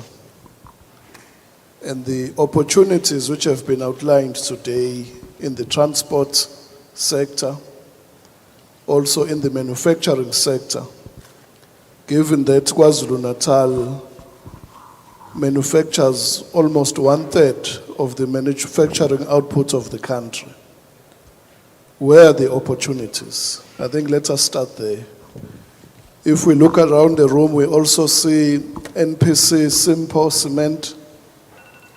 They have 3 factories in the province, Port Shepstone, Newcastle, Durban. And that would not be possible without a resilient bulk infrastructure from the municipalities. And I think government has shown its commitment, especially the local municipalities, in the type of infrastructure that they are building. If you look at all the pipe work and roads across the province in the past financial year, 2024-25, 3.6 billion rand has been invested in this province through the municipal infrastructure grant. Added to that, you have close to 5.4 billion rand invested in this province through the Regional Bulk Infrastructure Grant for Water. Therefore, government has come to the party, and what is clearly possible now is for the private sector to play its role. In his address, the Premier identified the sectors where there's an opportunity for the private sector to participate. And that is where we are hoping that a conference such as this will come with concrete plans. If you look at the tourism sector, in the Baleto North Coast Corridor, municipalities are investing millions into tourism infrastructure. That has been collaborated through the Club Med initiative for hospitality. But not only for that, it's also the wildlife and domestic tourism where municipalities are playing a large space. So therefore, as you mentioned, the district development model, government is consolidating its impact through the national departments, the provincial government, and the municipalities, so that we have a point of impact that can deliver a ready-made product to the private sector to come and buy it and participate. I think we cannot emphasize enough the stability and the growth-friendly environment that has been provided by this fight against crime. Because in the 7th administration, the Premier took the police oversight department directly under his wing, and that has yielded tangible results because of the type of investment we are seeing.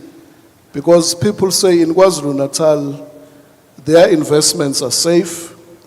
There is a political will to ensure that you root out the crime, that you deal with the issue of illegal immigrants, so that you provide the conditions for jobs to emerge.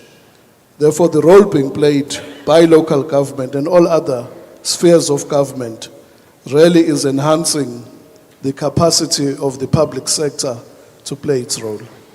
Thank you, MEC. Also, you're emphasizing on inclusive economic growth, which leads me to the panelists next to you, Professor Bonke Dumisa. With all that has been said, the targets and the tangible low-hanging fruits, in your opinion, what does KwaZulu-Natal need to do to boost investor confidence? Thank you. It is on. Thank you, Mr. Mtiane, and good day to all the people who are in attendance here. You know, the work of an analyst is to look for holes and to say there are gaps, and this thing is just all political talk, but it's not reality. Having listened to both the Honorable Premier, Mr. Ntuli, We will not be doing Q&A. and Reverend Musa Zondi. I was whispering to Reverend Zondi, I was saying, and I meant it, I was not joking. I was saying I feel like withdrawing from this panel because they've covered everything that I wanted to say. So I will just be repeating what they are saying, and that is not what an analyst does. An analyst looks for holes. And having listened to both of them, because one had to see if ever there is an alignment between what the political heads are saying and what the economic reality is outside there.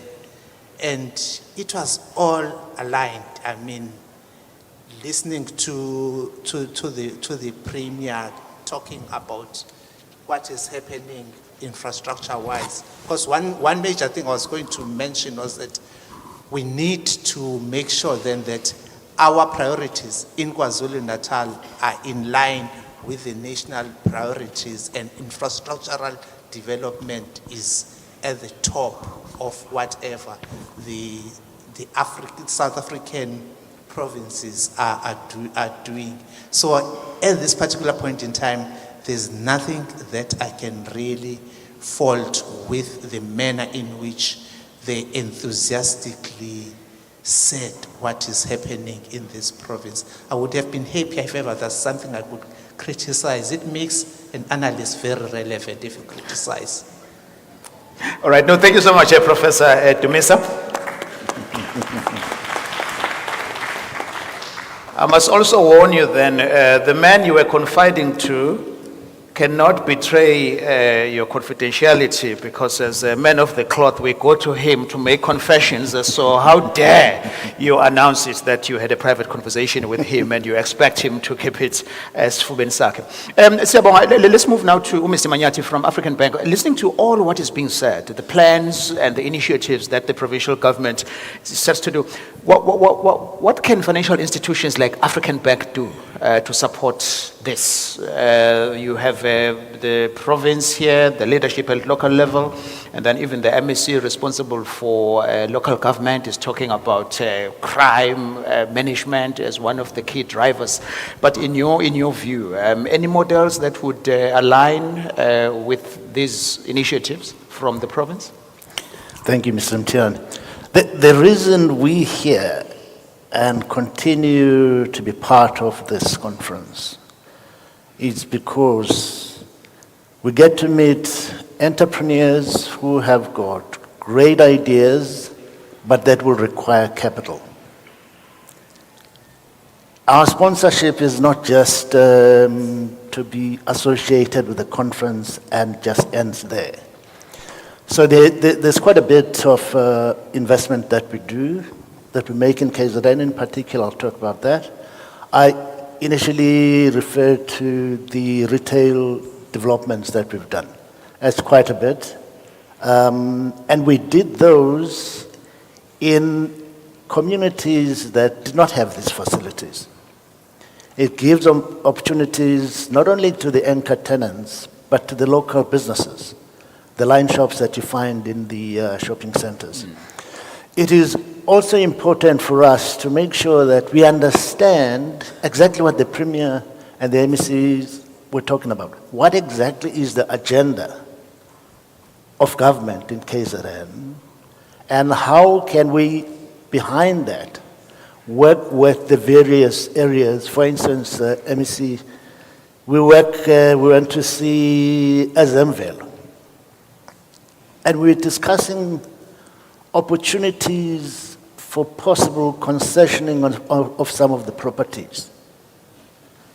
At the back of that concession, we're saying as African Bank, we're prepared to back an entrepreneur that has got an ability to do that work. So for us, really, we see this as a platform for growth if people are really going to go beyond talking into action, because that's what this must be about.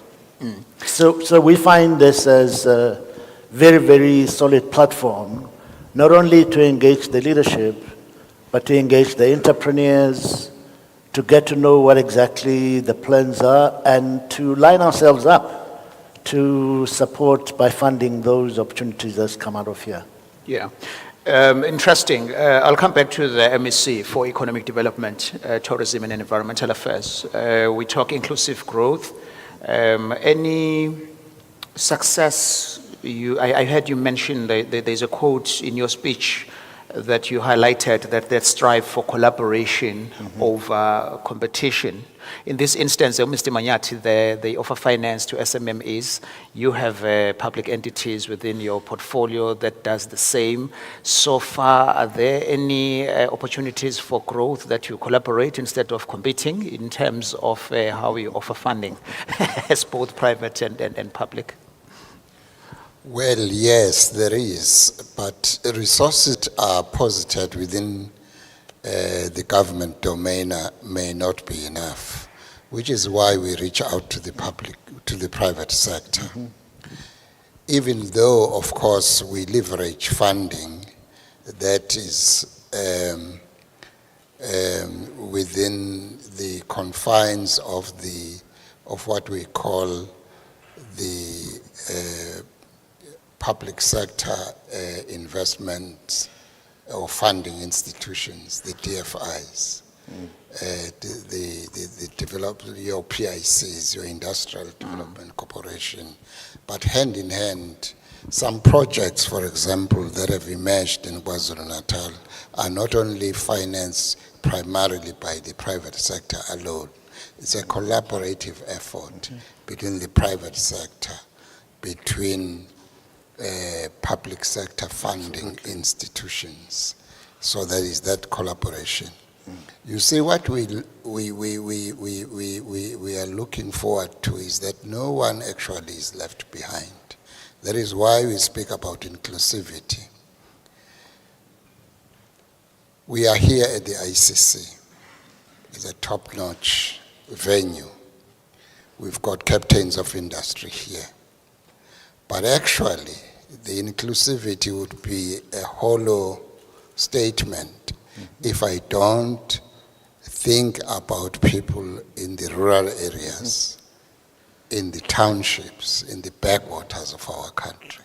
Those are the people who, in fact, have not, since 1994, benefited from the democratic dividend that this country has offered them. Unless we bring them on board, unless they can see that they have something, a share in the economic slice of our country, we're really running a risk. And therefore, in the department, we are creating opportunities to bring them in, to take out the economy to them.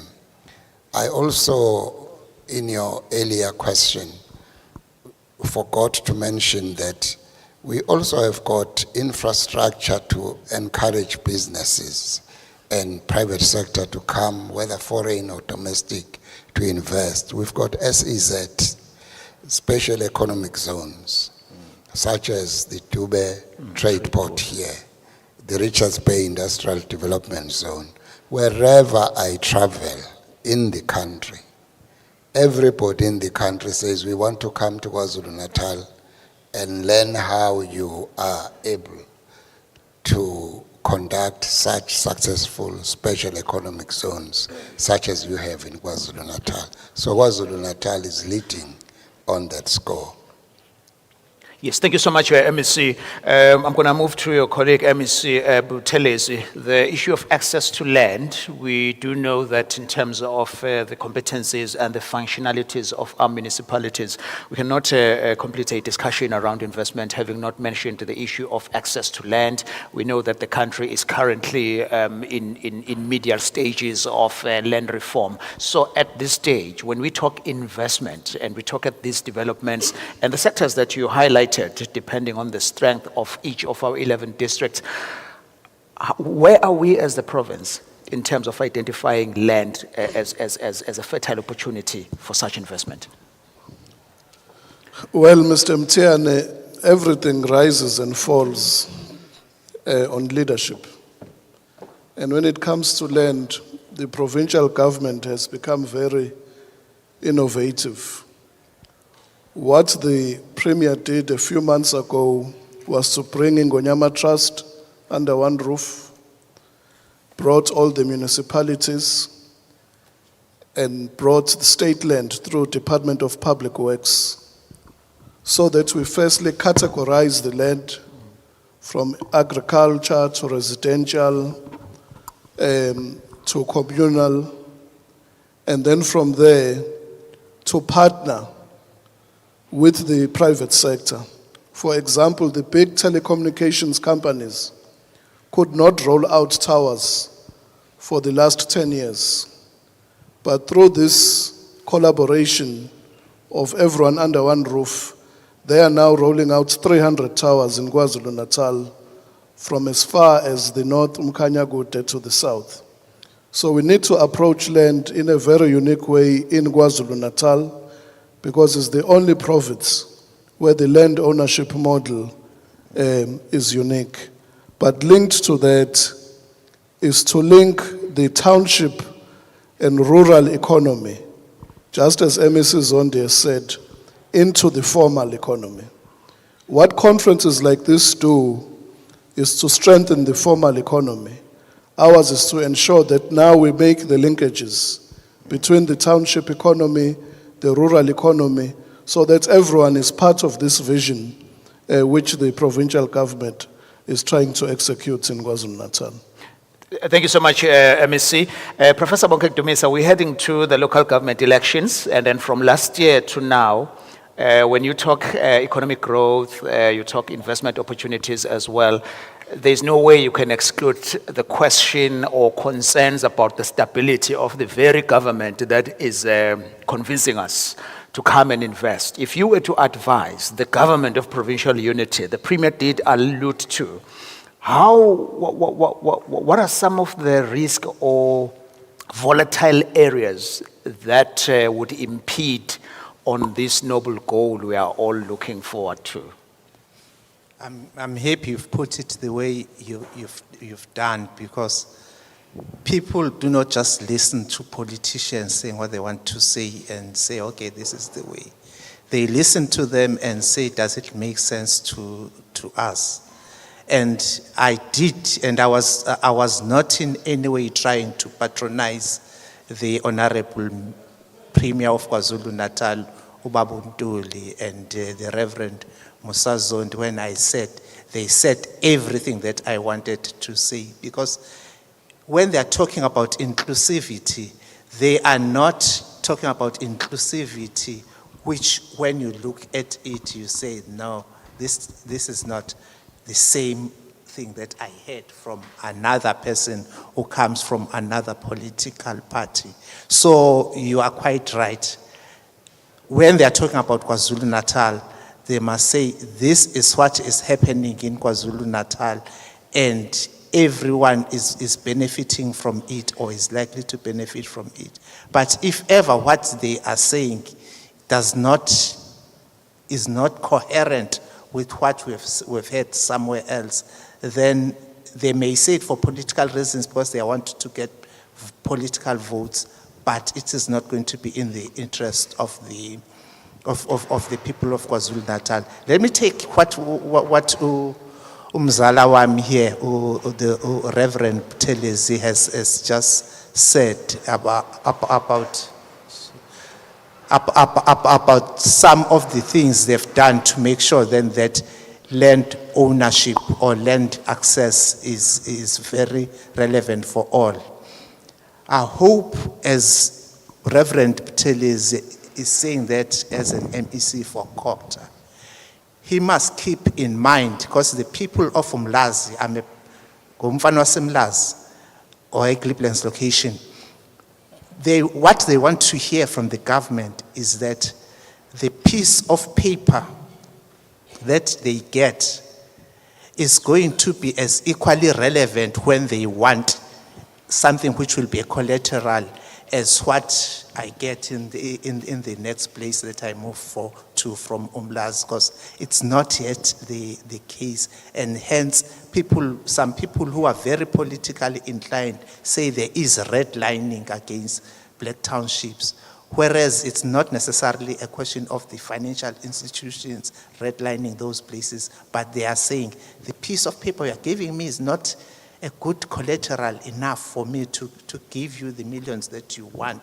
for your business. So that is what we are going to be facing towards the next local government elections, that it may be possible that people may say things which are important, but they may say them in a manner that is divisive, and the consumers, the citizens, are not going to be misled by that one. So we want to hear the same message, whether I'm listening to a DA person or an Action SA person or an ANC person.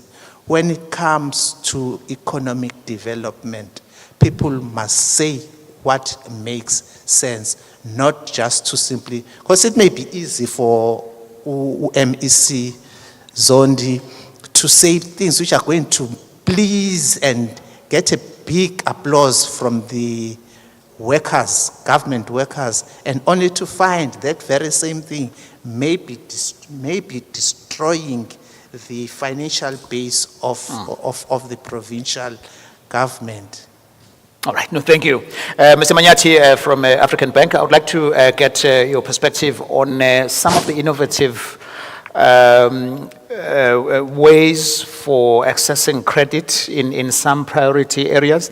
I mean, you deal in this business in the financial sector, and here we're talking about collaboration between the public and private.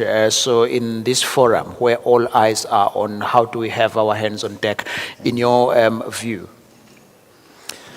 So I'll talk to a few things. First, just agree and make an example to support the MEC Zondi's point about collaboration.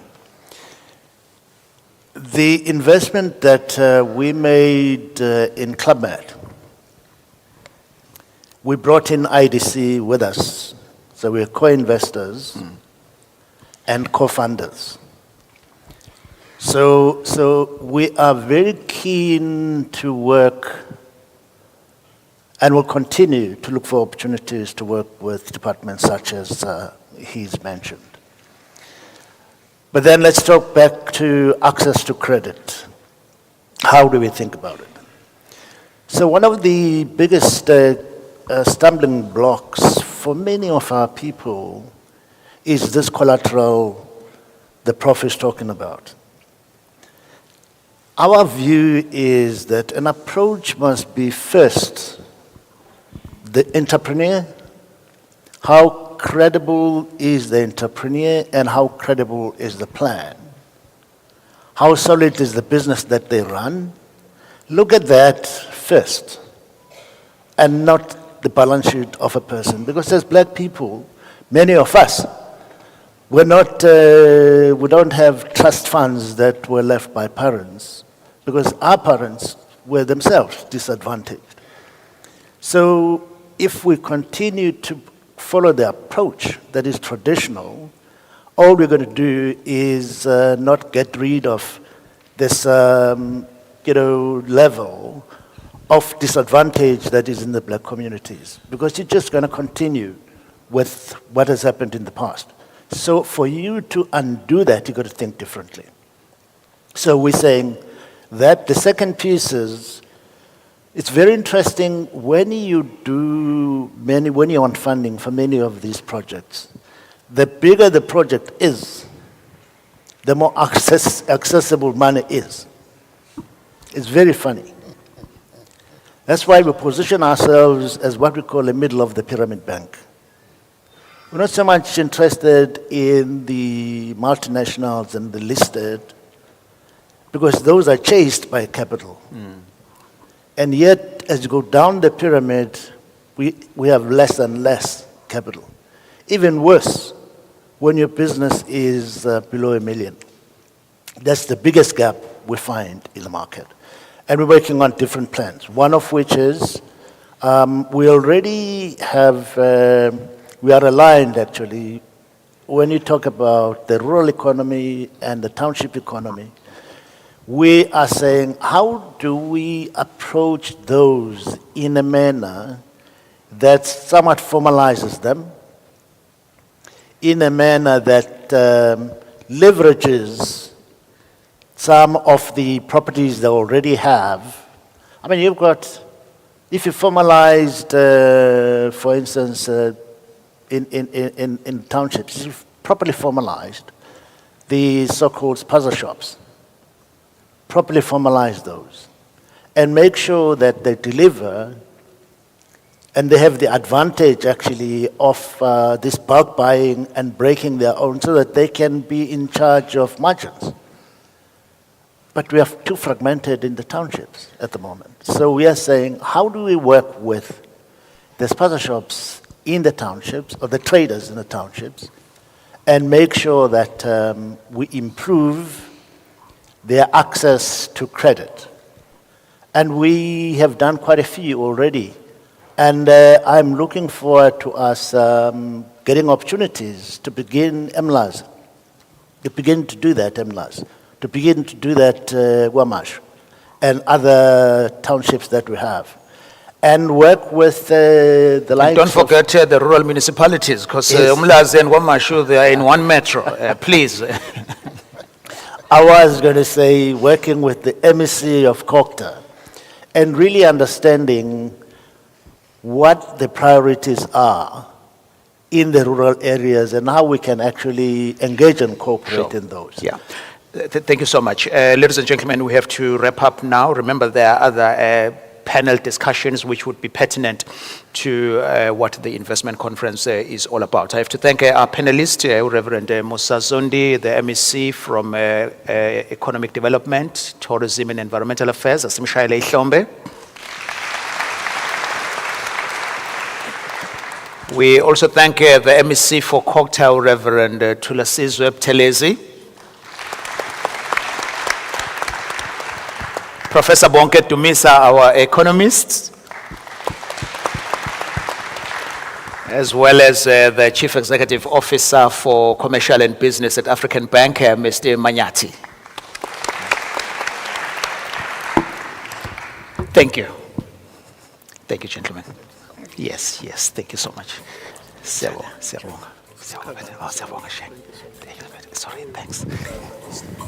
Thank you very much to our panelists, and ladies and gentlemen, a round of applause for our facilitator, Mr. Alex Mtiane, Head of News at Kaka CFM. All right, we will now request, from a protocol point of view, assistance for the Premier, MECs, as well as mayors and dignitaries, to be led through to the exhibition area, where they will then have a walkabout of the exhibition. We will allow the Premier, MECs, mayors and dignitaries to go ahead, and we are then all welcome to also go and view the exhibition area. Just to give you the lie of the land for the rest of the program, after the exhibition viewing, we will then head to tea. If I could please ask that we reconvene in this hall, Hall 4, and Hall 3B. I will explain. There's Hall 4 and there's Hall 3B, which is the second part of our program after tea. If I could please ask that we reconvene at 12:20. And if I could please ask that the facilitators of the next sessions, as well as their panelists, also be here at 12:20, so that they can be set up for technical. In Hall 4, Mr. Edwin Mkhize, who is a board member at Trade and Investment KwaZulu-Natal, will facilitate the session on building a resilient manufacturing economy in KwaZulu-Natal, tackling core challenges today.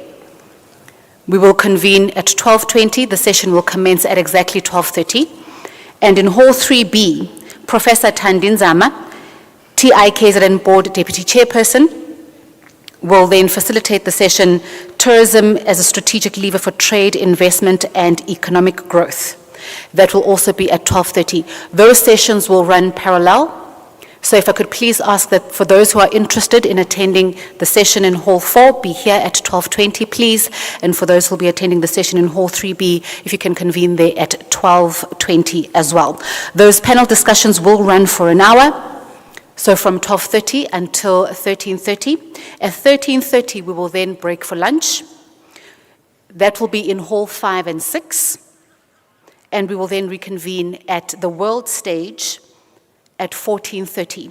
The World Stage, the activities there will run from between 14:30 and 16:30.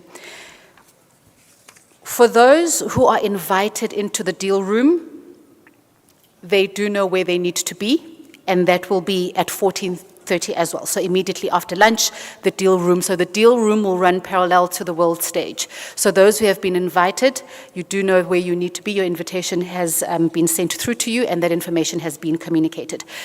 If at any point you need to double check any of what I've just said, you can scan on the QR code on the hard copy program that you have. So if I could please allow our Premier, MECs, mayors and dignitaries to lead the way into the exhibition hall.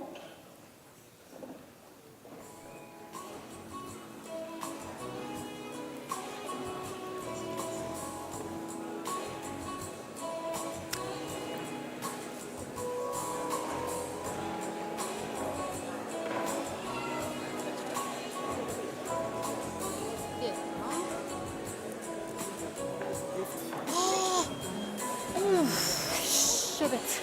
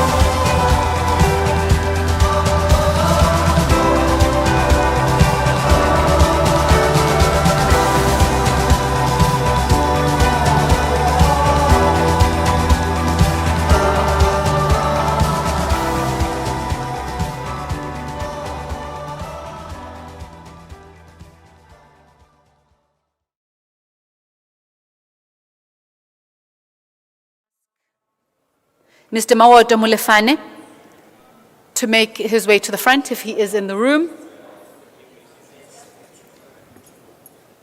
Sorted, okay, all right.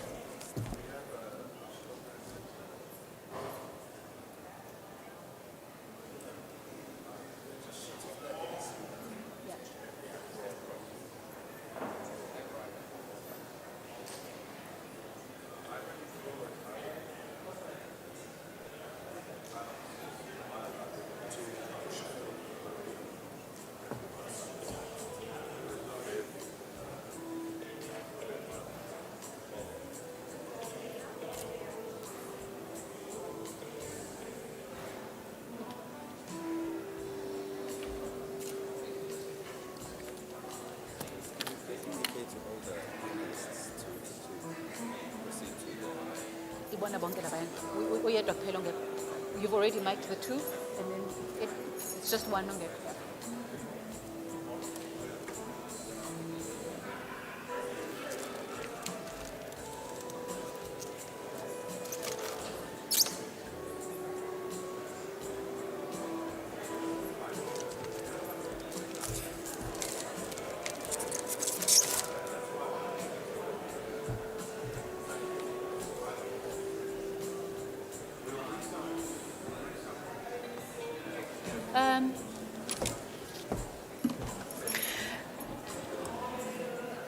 Honorable MEC, if I could please ask that you make your way to the sound desk so that you can get mic'd.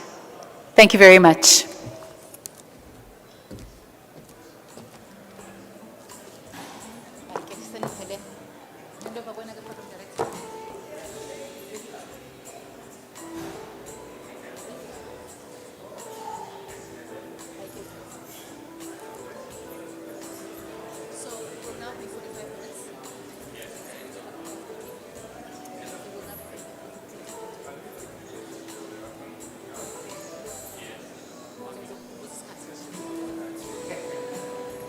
But also,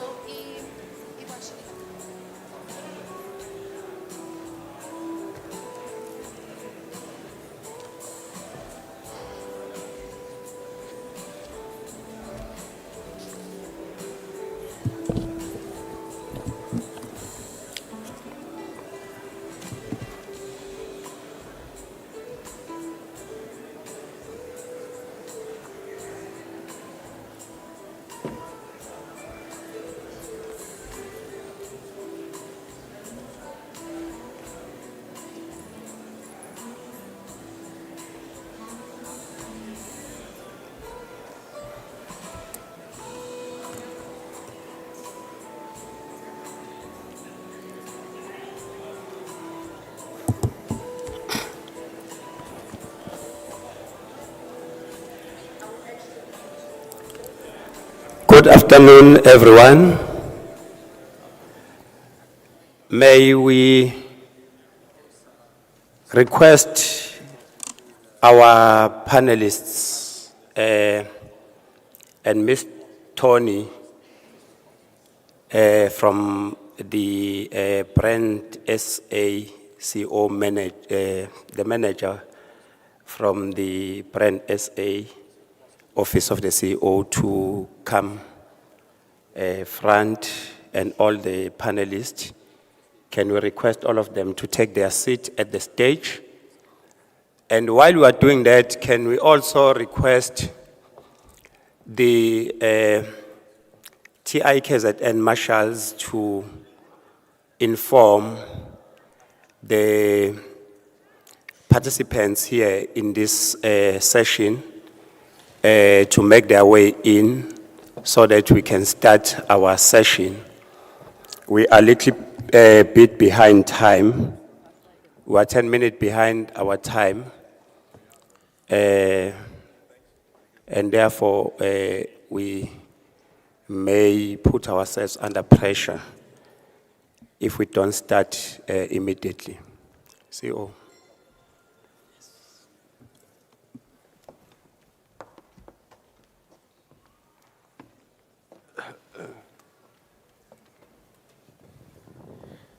The light is too strong.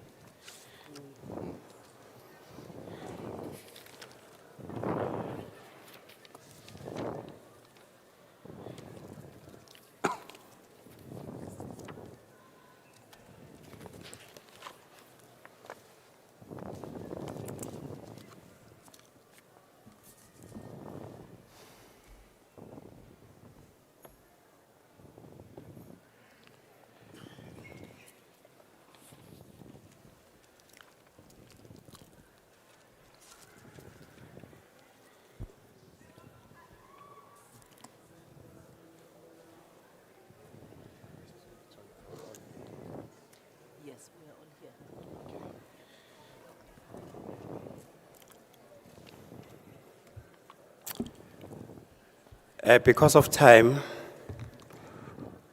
we were supposed to start at 12:30. I think it looks like all our panelists are already here, and we are all ready to start while the delegates and participants are making their way in. I do want to greet everyone present here. Let me greet the Premier. In his absentia, I think he's still going to make his way in. Let me greet all the MECs, some of the ministers that are here. I want to greet the chairperson of the Board of the Trade and Investment and members of the Board of the Trade and Investment.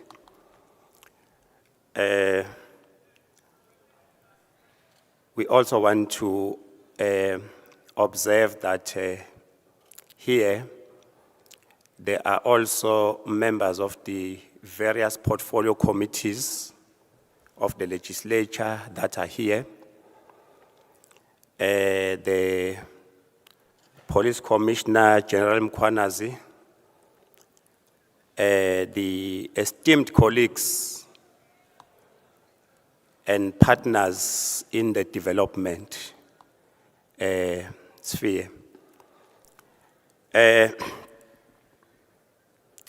In fact, this protocol has been observed. If I've left anyone out, pardon me. I must take this opportunity to thank you and Umamkize. Some they say Mackenzie. Okay, my name is Edwin Mkize. And Mackenzie's, I think they also Mkize. I'm not sure, but we still have to verify that. So I want to thank Umamkize for controlling our program, for allowing us to chair this program, and yourself, delegates.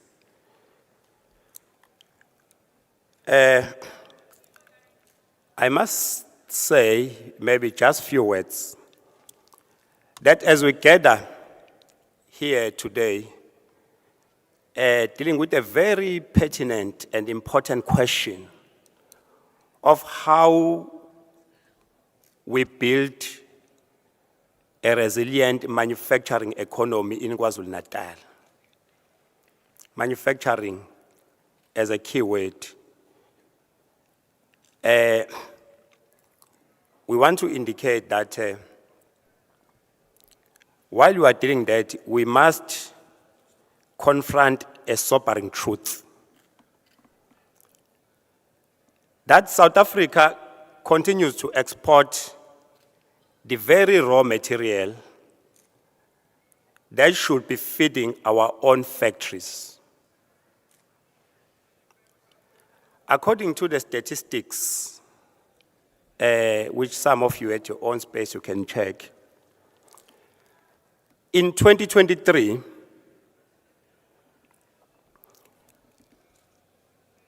ores and metals worth more than 16 billion US dollars left our shores. While we imported finished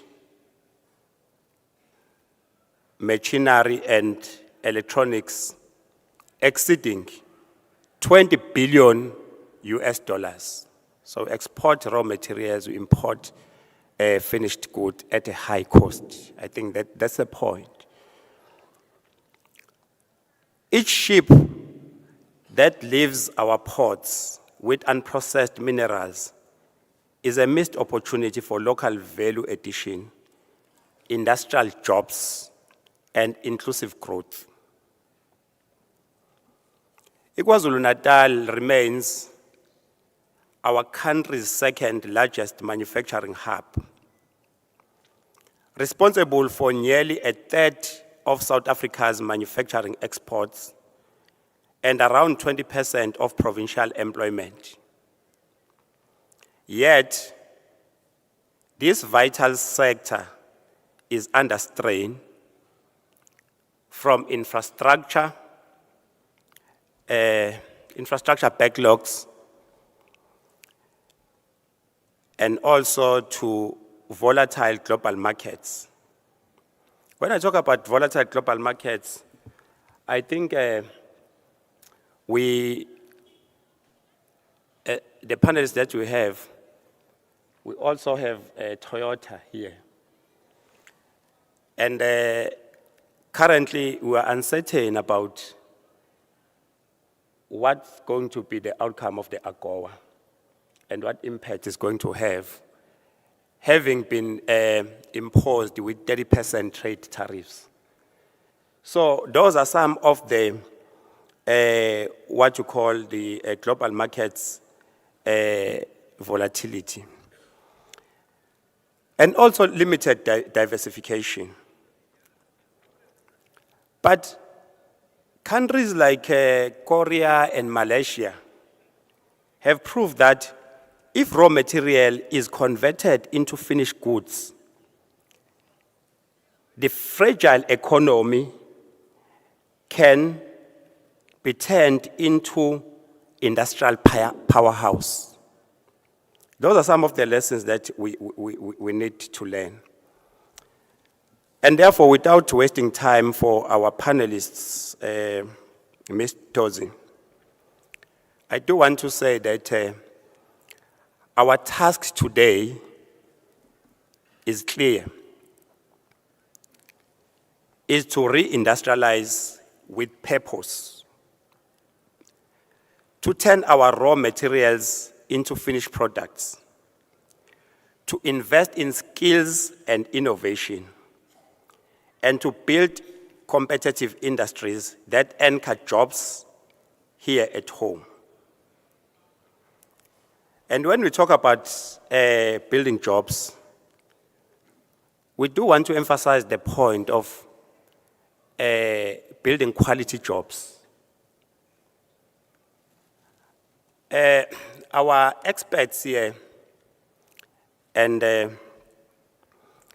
industrial leaders will understand when I talk about quality jobs. I want just to make an example with Toyota, but I can also make an example with Portland Cement, Mr. Wang. When you want to build a house, you will need the cement to be reproduced. And when Toyota is to really sustain and advance its manufacturing, you need the buying power to be in the hands of the people. So if you have quality jobs, we have people that can buy those cars that you are manufacturing. So these two cannot be separated. Hence, I think that our panelists are going to talk to that issue of balancing manufacturing and the issue of job creation so that we ensure that the manufacturing is sustained. So I think that's a very critical point that we also have to deal with. If we are able to do that, we will affirm the right of every working person in Kwazulu-Natal to share in the wealth they help to create. And as I have to sit down, I want to say that the challenge is clear, but as well, our collective determination is also clear. Let us now hear from our distinguished experts and industrial leaders to actually deal with the issue of concrete actions in terms of dealing with what we're dealing with here.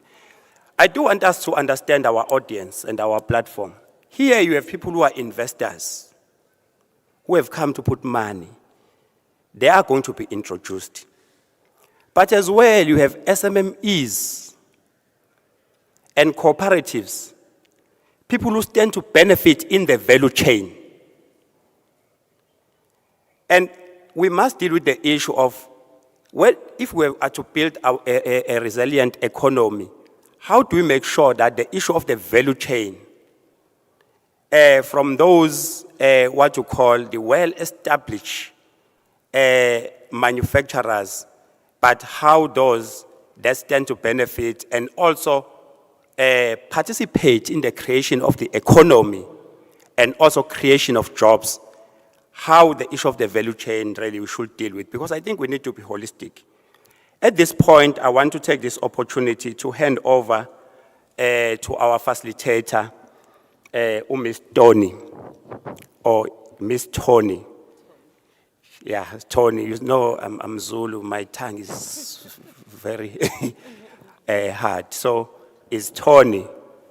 Miss Tony is from the Office of the CEO, Brand SA. She's going to be facilitating this process. Let me hand over to you, Ms. Tony. Thank you very much. Siyabonga.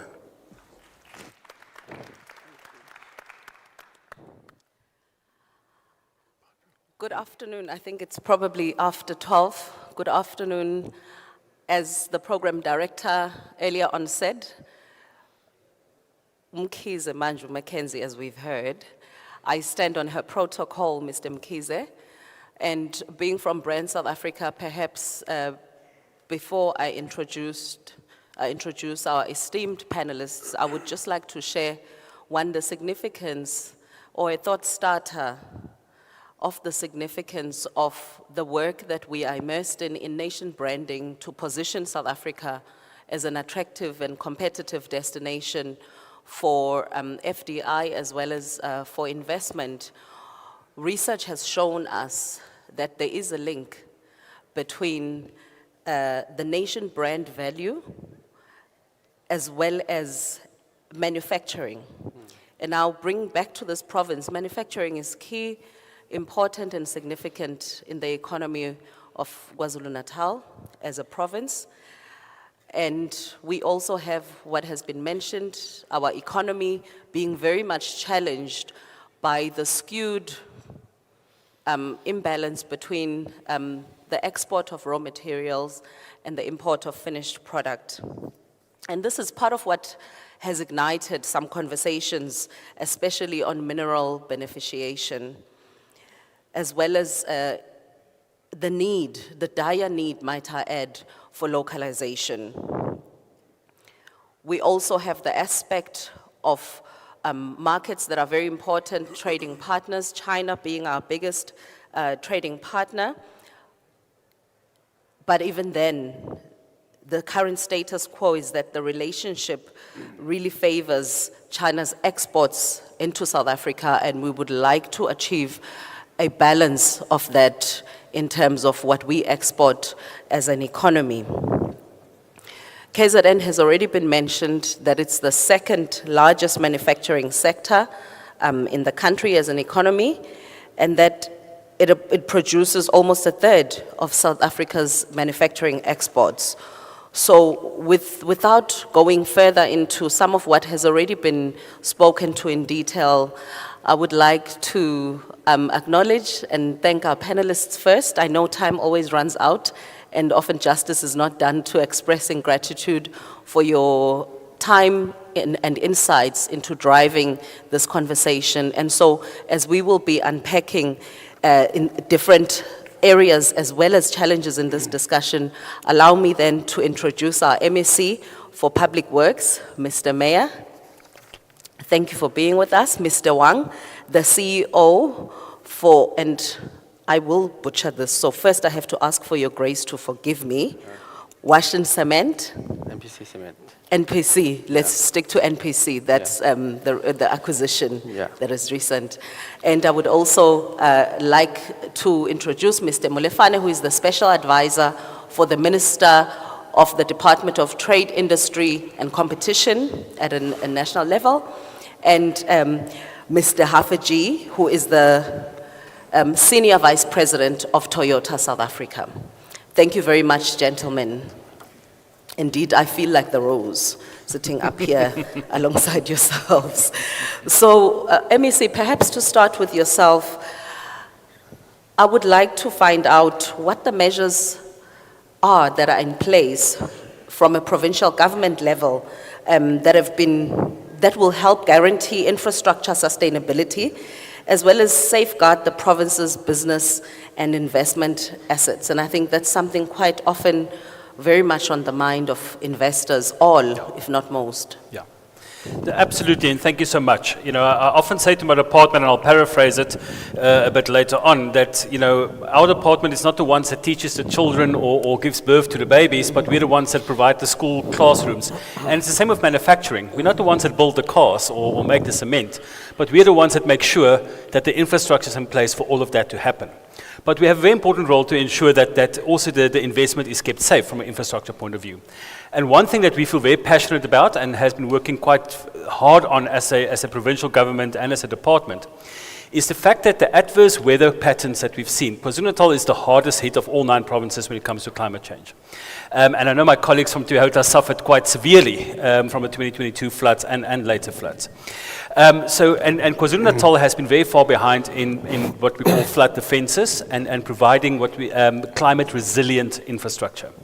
So when it comes to safeguarding the investment that's done, we're saying, but we have a role to play as government, making sure that we future-proof our infrastructure and the infrastructure of our investors in the province, making sure that we build going forward, protecting against the rivers, against the sea coming in, and all those type of things. So that when people consider provinces to invest in, they know that their investment in KwaZulu-Natal will be safe, because we are realizing that the world is changing very fast around us, and we have to plan for it.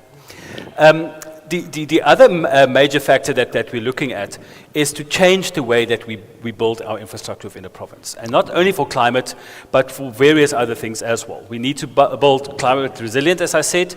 We also have to build more climate friendly. But we also have to look at how can we use what we have within our province, within South Africa, and build differently. You know, one thing that I feel strongly about, I recently visited India, and they use all the knowledge from their traditional to build in ways that they built 100 years ago, and now they're building that way again. And we need to start looking at those type of things. We are looking at various, how we can use our wonderful nature we have here to have different building materials, for instance, to make sure that what we build lasts longer. But the other matter that's very important for our investors, and that the provincial government takes very seriously, is it's not only climate, it's also man-made disasters. KwaZulu-Natal's been through a rough few years. COVID, floods, and the unrest, which made investors very jittery, and I think we've come a long way. But provincial government has taken this so seriously that we've put community safety right in the office of the Premier. The Premier has taken personal responsibility for safety and security within the province, and I think that was a very important step. And all MECs, myself included, now at first I got invited to the monthly crime and security meetings, and I think, what has Public Works got to do at crime and security? And it became very clear that we have a very big role to play through the infrastructure we provide, the maintenance of our buildings, and all of that. The last thing I want to touch on that as well is in making KwaZulu-Natal look attractive for manufacturing. Is just yesterday we announced that we finished the audit of all the properties we own as a government. We own 10,067 properties across the province, including empty factories, including empty hotels, including vast parcels of land of 800 hectares that stands unused. And we have a mantra now that if it belongs to the public, it must serve the public. And if it doesn't serve the public, then we go to our friends in the private sector and say, how can you make this work for the people of KwaZulu-Natal? And through that, we're going to make opportunities available to safeguard investment, bring investment, but also to show that we are willing to build partnerships to bring manufacturing back to KwaZulu-Natal. Thank you, MEC. You've said quite a mouthful.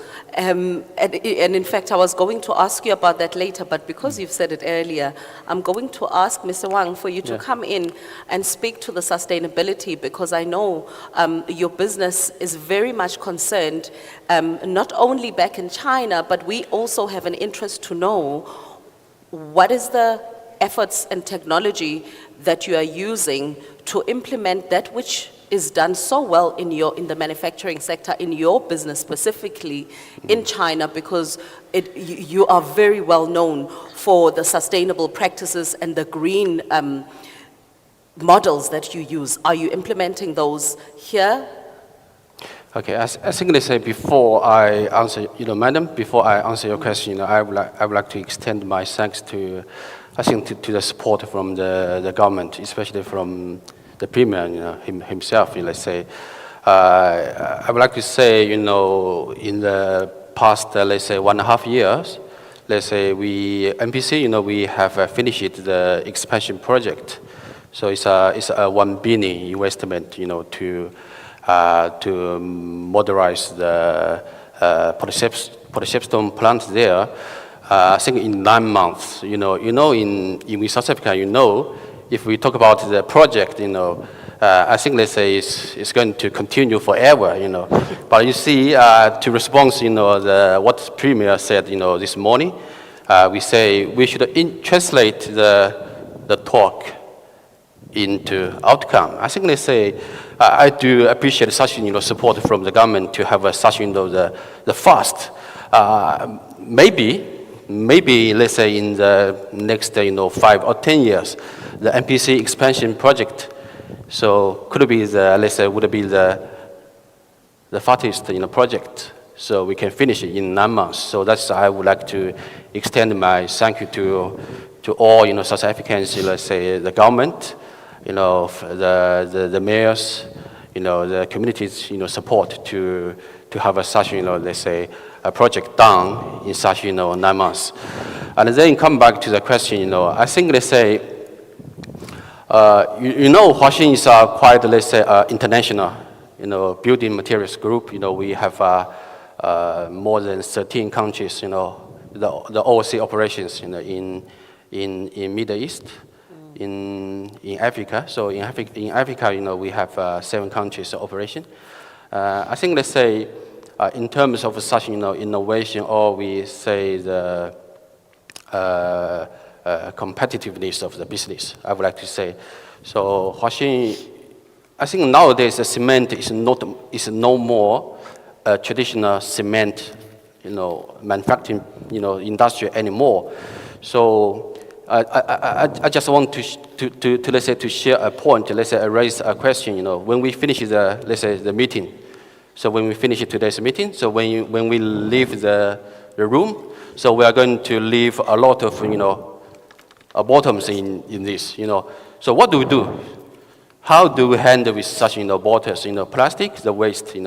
I think nowadays, in China, especially for Huaxin, for Huaxin, the mother company of MPC, we are consuming more than 4 million tons waste, the municipal waste, per annum. I think that I would like to say, nowadays the cement industry is environment-friendly industry.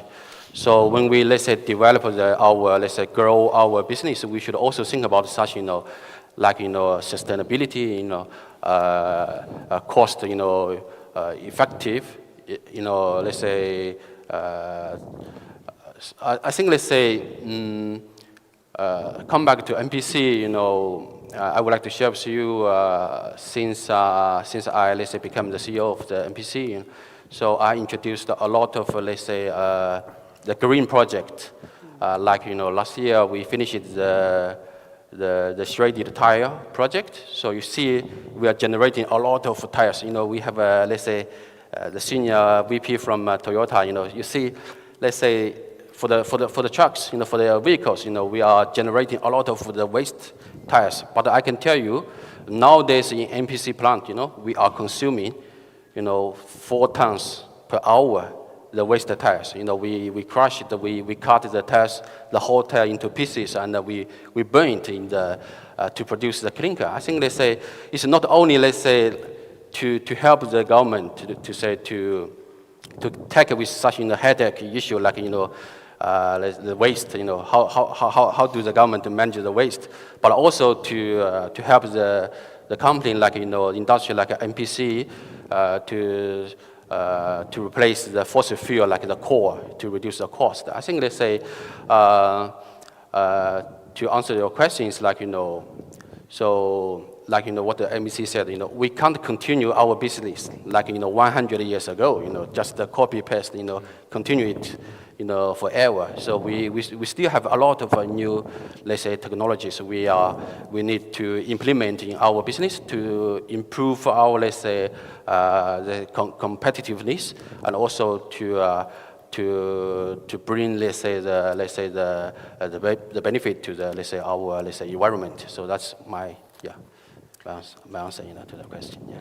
Thank you so much. I note the very significant footprint in the Southern African market, and perhaps tongue-in-cheek, I have heard more than one province, and that is Kwazulu-Natal and Western Cape see themselves as the gateway. So perhaps KZN must win it, because here we are, we have an investor in KZN that has actually made practical that, that slogan that seems to be quite fought over. Mr. Hafaji, I would like to move over to you. And in terms of the automotive sector, considering the master plan as well as the white paper on electric vehicles, how else can South Africa position itself for new NEVs, manufacturing investment, as well as maintain an export market share, especially in markets like Europe? No, thanks, Tony. Appreciate it. I think, firstly, thank you for having me on the panel. Really appreciate the invitation and the privilege to speak here. I think there's a couple of things. The first one is Europe is one of the big destinations for many auto manufacturers in South Africa. It's because of the free trade agreement we have with Europe. It was set up that way so that there's a very good bilateral trade between the two areas, and automotive was one of the big parts of that. But things change, and part of the things that change is regulations change, and how we are able to adapt what we make to support the European market over a period of time really is the keys for future success. But that change has happened quite quickly, and the automotive industry, from a product point of view, the cycles of product development and how we introduce and what we find to produce, and by the time we produce it, that can be anything from 3, 4, 5 years.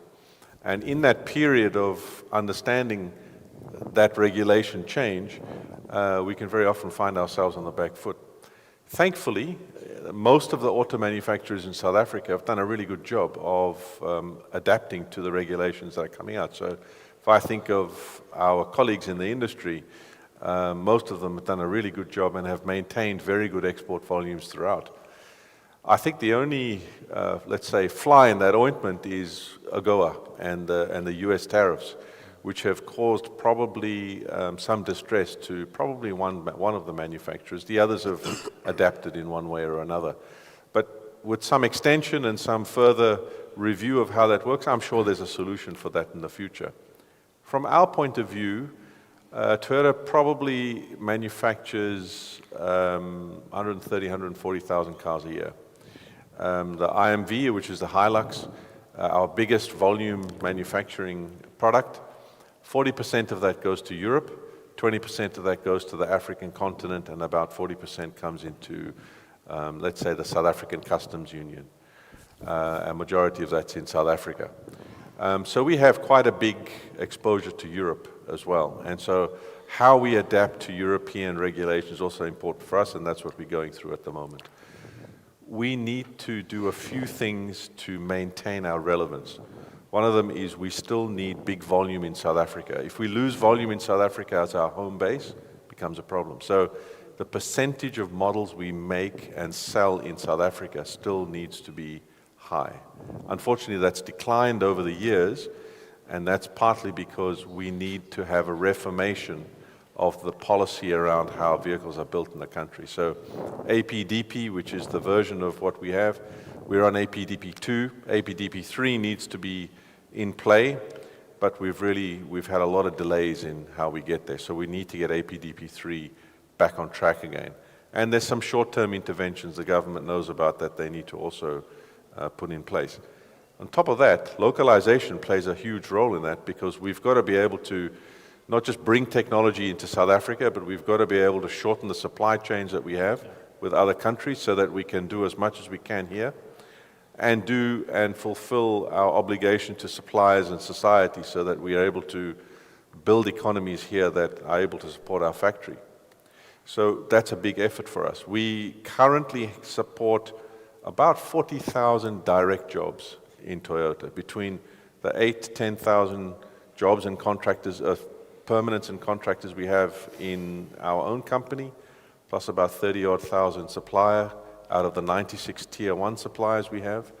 And then usually we use a 1-to-4 ratio, so another 160,000. So we're about 200,000 jobs that we support either directly or indirectly.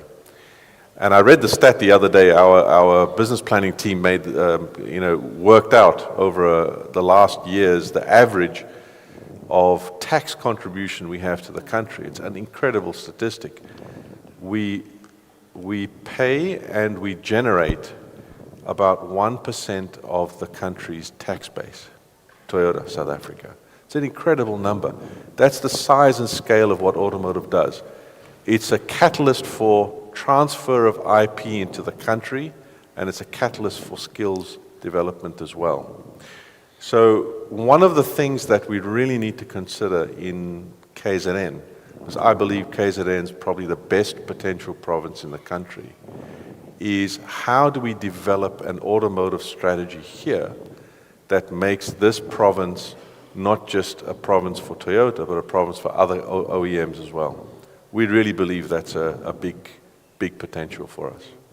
So a customized automotive strategy for the province? Absolutely. Perhaps. Okay. No, I like that your response had recommendations embedded in it.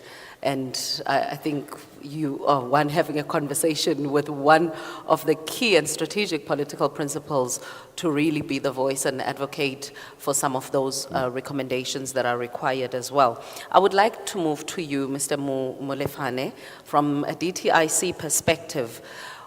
You have, of course, you are probably one of the first front-facing departments to feel the pinch of the global trade uncertainties, because when the world sneezes, you probably catch the flu first, and the rest of us maybe are sick but not knowing yet from it. So in this current economy that has demonstrated those undesirable signs of deindustrialization and job losses, what are the key initiatives that you could perhaps reference for us that the government is implementing to address some of the underlying issues that we have? And I would like you to also touch on what role then also do the special economic zones play in that process?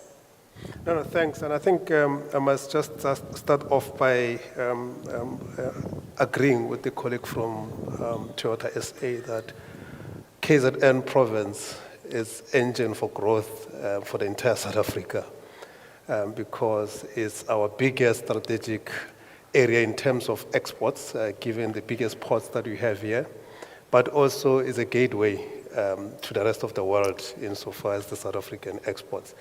But the reality is that at the current moment, bulk of our exports, if you go to Richards Bay, is our unprocessed minerals and so forth. And as you correctly alluded, the country continues to deindustrialize. Quarter by quarter, the unemployment is increasing and so forth. And there's a number of challenges that lead to that. And one of them is, of course, is the global disruptions in the economy. With the increase in tariffs, our companies are going to struggle, or they've already started to struggle to export to America. The current challenge that we are confronted with is, of course, the capacity of our ports and the rail infrastructure in South Africa. The third challenge would be the electricity. At least now, the load shedding is the history. But we're still struggling with the electricity pricing, especially for the companies. And of course, there are other challenges that would relate to the crime community protests that continue to disrupt our infrastructure projects across the country. So those are the critical challenges that we have. But of course, there is opportunities for us. I was in China for 2 weeks meeting up with investments, and I can assure you that there is a strong appetite for investors across the globe to come and locate in South Africa, despite the fact that we're engaging with America to reconsider decisions on the tariffs. There is African continental free trade that presents opportunities for exports. South Africa, KZN, is a strategic area because of the competitive edge that we have insofar as the infrastructure, in terms of the ports, and of course in terms of the skills development that we have emanating from our universities here. So we're sitting in an area where we can potentially do everything that the rest of the country cannot do. So we have a special economic zones here, the trade port, we have Richards Bay, that continue to thrive insofar as attracting investments. And I think in going forward, insofar as the DTIC, what we are going to be doing and working with the KZN, we're going to work with the province insofar as expanding those SEZs to ensure that we crowd in investments, we don't have challenges insofar as land areas. We also going to increase the number of SEZs in South Africa, including new SEZs in KZN. We have a PMU in the DTIC, which is playing a critical role insofar as building capacity in our SEZs in provinces. Is working with the province in developing an SEZ in KZN. We also, as the DTIC, working with provinces now to ensure that we build skills. One of the challenges that we are confronted with is that you can attract investments in specific areas, but if you don't build skills, that will be one of the challenges. And I think you would agree with me that if we take someone from the university and someone from grade 12 and you give that person to Toyota, is as good as someone who has never went to school. They will still have to train that person to ensure that he works in the productive sector. We're working with the auto sector to ensure that we build capacity insofar as the trades that are relevant for the auto sector. In Tshwane, we built a special economic zone in less than 24 months, attracting over 5 billion worth of investments. And I'm whispering to Toyota that as part of building new special economic zone, my recommendation is that we need to accelerate the development of Toyota Supplier Park, and the DTIC is quite ready to ensure that as we build that automotive strategy, let us also make sure that we build our own automotive supplier park with an ultimate goal to develop KZN as an auto city for EV. So we support that initiative. So there are many other areas that we work on. For example, just check on the sound, please. okay. One of the things that we're also doing is to ensure that we integrate the local economy with our SEZs. We often just attract the foreign direct investments, but one of the things that we also going to be doing, and we've already started in SEZs such as the Trade Port, where we're building facilities for our own SMMEs with an ultimate goal to ensure that we transfer skills and they ultimately participate in the mainstream economy. Many of the countries across the globe, if you go to Turkey, you go into an industrial park, you find more than 1,000 companies, all of them Turkish. So it is our responsibility as South Africa to ensure that we build our own industrialists and we start them from scratch. We need institutions or SEZs where ideas are tested, commercialized, and ultimately export from the South African continent or country. Thank you very much. Thanks so much. Thank you. Thank you, Mr. Molefane. I think it's also noteworthy to be reminded. I think last I checked, Dube Trade Port here was one of the best performing SEZs. And if you're not going to say it, I'll give them the tap on the shoulder. But it's quite important, seeing as they form such an important and strategic part of enabling the process of industrialization as well. You spoke about partnerships from a national level to a provincial government level. I would like to pick on that because collaboration is I think none of yourselves here as panelists have not referenced the need to work with. And so collaboration, intentionally so, is very important. MEC, I would like to come back to you because you touched on the issue of sustainability, some of the really disastrous natural events that have taken place, and the resultant cost of restoring infrastructure. Are there partnerships at the provincial government level between government as well as business? And if so, to what degree have those partnerships yielded fruit, so to speak, and positive results in ensuring the resilience that is so much needed in infrastructure that supports the business environment? Absolutely, thank you so much. And I just quickly want to touch on that gateway matter for a second. In that South Africa is uniquely placed as a nation that we are both east-facing and west-facing at the same time. And we are quite unique in that. And KwaZulu-Natal, for that reason then, is facing east, which is the growing markets. We face the Middle East, India, China, Singapore, Indonesia, Malaysia, all growing markets. And therefore, KwaZulu-Natal is key to this dual vision of looking east and looking west at the same time. And KZN has a very important role to play there. And that comes to also down to partnerships. And in public works and infrastructure, we just looked at it and realized we have very small budgets. Financially, government is struggling, and that's not going to change quickly. We also realized that government has gotten very good at talking, not so great at listening. And we have to get that skill of listening back. So what we've done in the provincial government, in the GPU and in our department now is we invited widely, we invited the private sector, NGOs and NPOs, civic society, traditional leaders, and said, come and talk to us and say, what can we do differently? But part of that is, what can we do differently together with you, not by ourselves? Because this reliance on government to solve the problem, if you're going to wait for government, now I'm saying this as a politician, I might be talking myself out of a job, but if you're going to wait for government and politicians to solve your problem, you're going to wait. Because we are not fast in responding. Government's not known to be fast. We have a certain role to play. So that's why we're reaching out to who we say are the experts and say, we have a role to play. Help us to play our role well, but you must also play your role. Also part of that is we need to think differently about social responsibility. Social responsibility can no longer be a very nice event on the 18th of July for Mandela Day and we all take a nice photo. And most of the companies in KwaZulu-Natal, and the two companies here are good examples of it, takes their social responsibility very, very seriously. But we are happy as government to invest in our investors, but the investors must invest in the people. And it must be a chain or a circle like that. So part of that also is skills development, and my colleague to my left touched on skills development, is we need to partner with the private sector especially to improve our skills development within the province. Through our higher learning educational institutions, but also through departments like my own and so forth.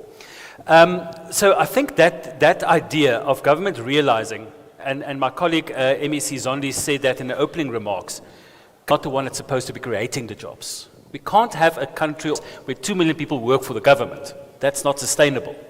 But government's supposed to sometimes just get out of the way and make it easier for companies like these companies on the stage with us, for them to create jobs and say, we are supposed to make it sure that they can create those jobs and grow their business and all of that, as long as it happens in a way that's beneficial to the people. So I think the other thing that we need to talk about in partnerships, and I'll end on this point, is the world is changing at a scary rate. I think on this stage as a politician, I might be the safest that AI is not going to take my job within the next 5 years. Because you still have to vote for your politician. You can't vote for a robot, hopefully. That might be coming. But the thing is that in South Africa, that's got a high unemployment rate. And with jobs the world over becoming more automated, we need to also sit down with our partners in the private sector and say, how do we future-proof ourselves as a province to make sure that the investment we get benefits the people on the ground, and not only in eThekwini in our secondary cities, but in Lundi and Ngoma and Kandla and all the rural parts of KwaZulu-Natal. How do we make sure that this growth that we are working for today benefits each and every, from the gogo to the baby that's being born today in one of the hospitals we built, to make sure that we move forward as a province together. Thank you. The truth is there will never be enough time, but I don't want us to lose the opportunity to get engagement from those that are sitting in the floor or on the floor here who may either have insights, because collaboration and multiple insights coming from various areas in society is very important. I'm going to ask for a roving mic, and I'm going to request that we be succinct when we ask questions. We can only take 2. I thought we would take 3. We can only take 2 just out of, in the interest of time. But if there are any hands, I would like to see if I can't recognize people from here. There's a hand right there. Is there another hand? Okay, fortunately, we've got just 2 questions. May I please have a roving mic? There, okay, thank you. So we'll be very, very short, as short as and direct as possible. Thank you. Thank you. Thank you, Program Director. My question is just one. Most of us that are here are not investors, but we are entrepreneurs. It's clear that government is not its responsibility to create jobs. It's ours as entrepreneurs. How does the panel on stage say, out of what everything that they have said, these are the opportunities that we have for the entrepreneurs that are in this hall? In actual fact, what they are saying, how can it be translated to job opportunities? Not in terms of employment, but in terms of businesses participating or becoming the Toyotas, the NPCs that are on that stage. Because we have sat here from the beginning of the year up until now. The only thing that we need, how can we participate as businesses so that we can be able to employ our people that are poor and hungry? Thank you.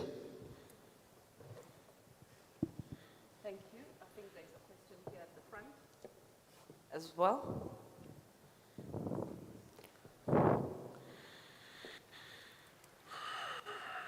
My sister in red, may you please stand up so the ladies bringing the mic can see you?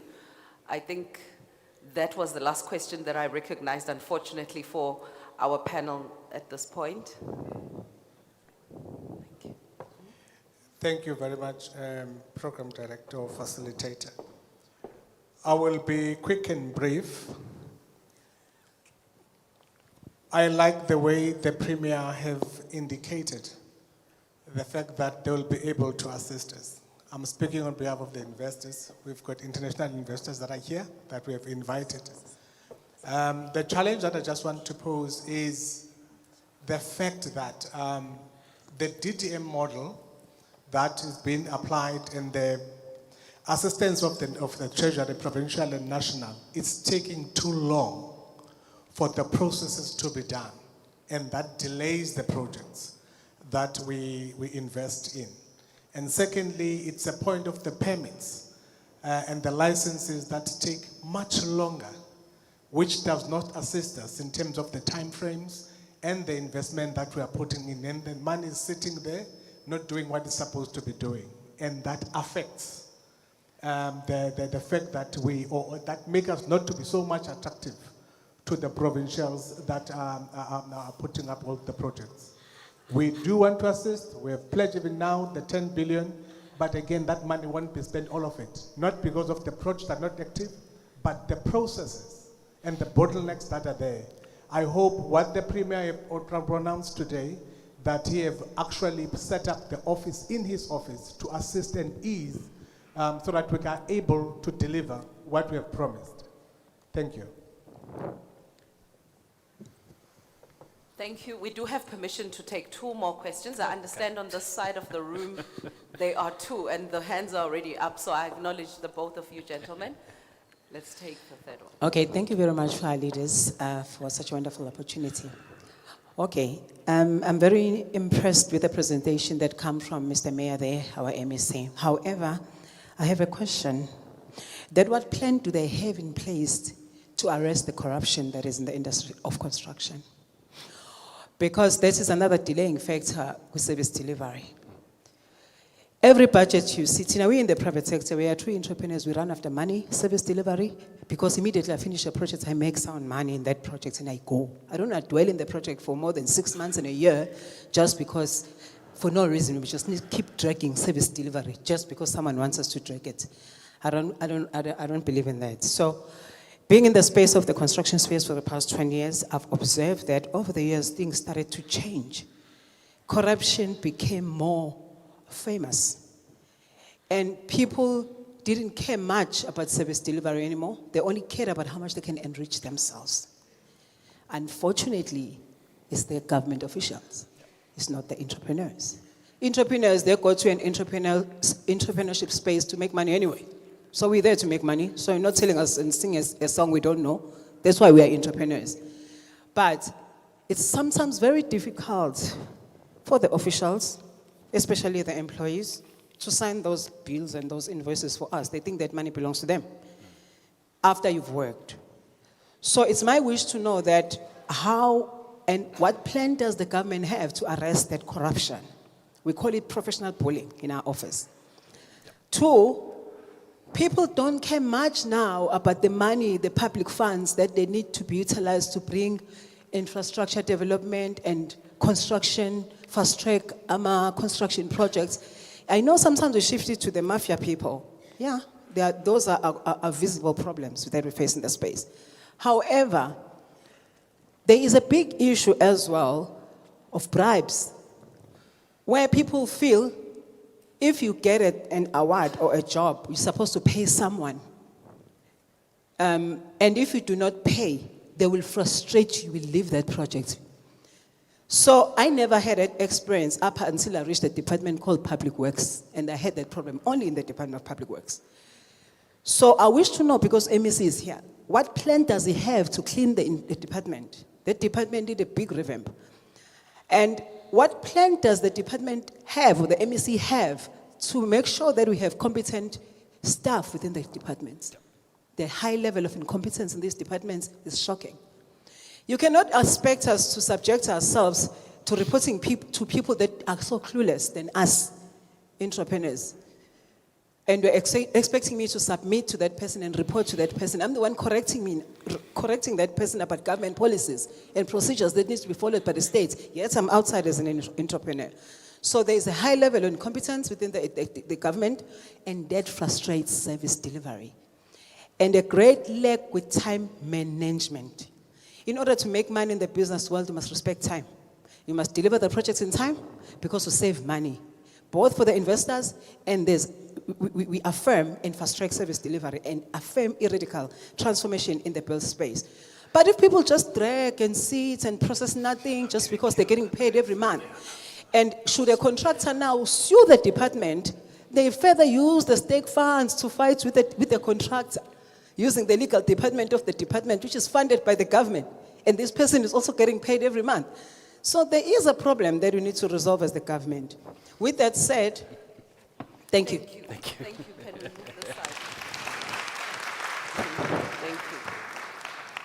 Thank you. I have two gentlemen here on my right, your left, that we're going to ask questions. Can we move the mic swiftly to them, please?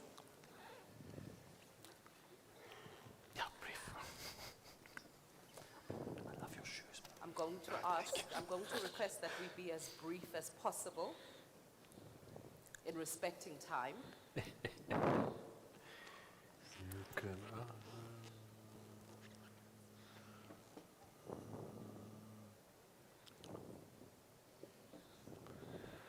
Is it on? Oh, Yes. yeah. Thank you. I'll be very brief. My question will go to Honorable Mayor and also to the office Honorable Parks. Here's the question. We are pushing the agenda of SCZ and with a lot of incentives in ensuring that there is much more investment that goes towards the SCZ. But now the problem that we are then presenting again is we are leaving the cities which had buildings or establishment that were factories. I mean, I grew up in Maritzburg, and I'm glad there is the mayor of Peter Maritzburg is here. If you drive on a Mayor's Walk, there is an old buildings that used to belong to Transnet. They now empty buildings. You go towards Moses Mabhida Road, which is a Tyndale Road, that used also to be a biggest industrial site, and that's left empty. What are we going to do to balance that? You know, and then to support our cities, because then we don't want to leave our cities empty. Thank you. Thank you. May you move the mic just behind you, sir? Good afternoon, everyone. I've just got two questions. The first one will be to MEC Mayor, unfortunately. MEC, would like to find out from the side of SALGA that what have you done within your department to remove red tape and to improve the turnaround time? Yeah. That's number one. And number two is at Toyota.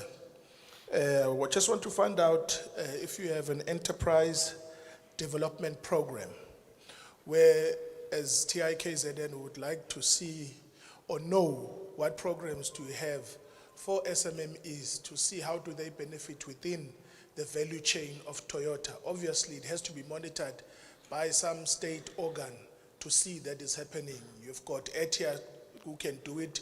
You've got Trade and Investment who can also do it. Thank you. Thank you very much. Thank you very much, MEC. I think most of the questions are yours. We should start with yourself, sir. And never believe a politician when I say I'm going to be brief. Yes, let me start on that very first point. And I think that's the most important question. That's why we're here. How do we create jobs? How do we give employment to people? That's the only question that matters in everything we do over the next 2 days, is how do we create jobs? But I want to correct the person who asked the question one thing. He said they're not investors, they're entrepreneurs. And I say this with respect to the big international corporations on the stage. The biggest investors is the SMMEs. Because they're investing their blood, their savings, their lives, their families. They're investing all of that into this province. They're the biggest investors and the most important investors. And it's absolutely right. We're not doing enough to help those entrepreneurs, those investors, to actually create jobs on the ground. And how do we get that skills that we've developed over years with companies like Toyota, NPC, and others? I would have loved by now, I'll be honest, my personal car is a Toyota. But I would have loved to by now drive a car called the Ndlovu, a car designed, built, and owned by a South African company. Why, after so many decades, don't we have that yet? So that's the type of skills that we need to transfer to entrepreneurs yourself, start somewhere small, so we can have all big multinational companies that export our products outside. We're not building another country's products here, which is great. We need that investment, but we need to go to that next step as well. And it comes to the second question there as well. I wish if I had a time machine and go 20 years back, I would have built a factory that makes red tape.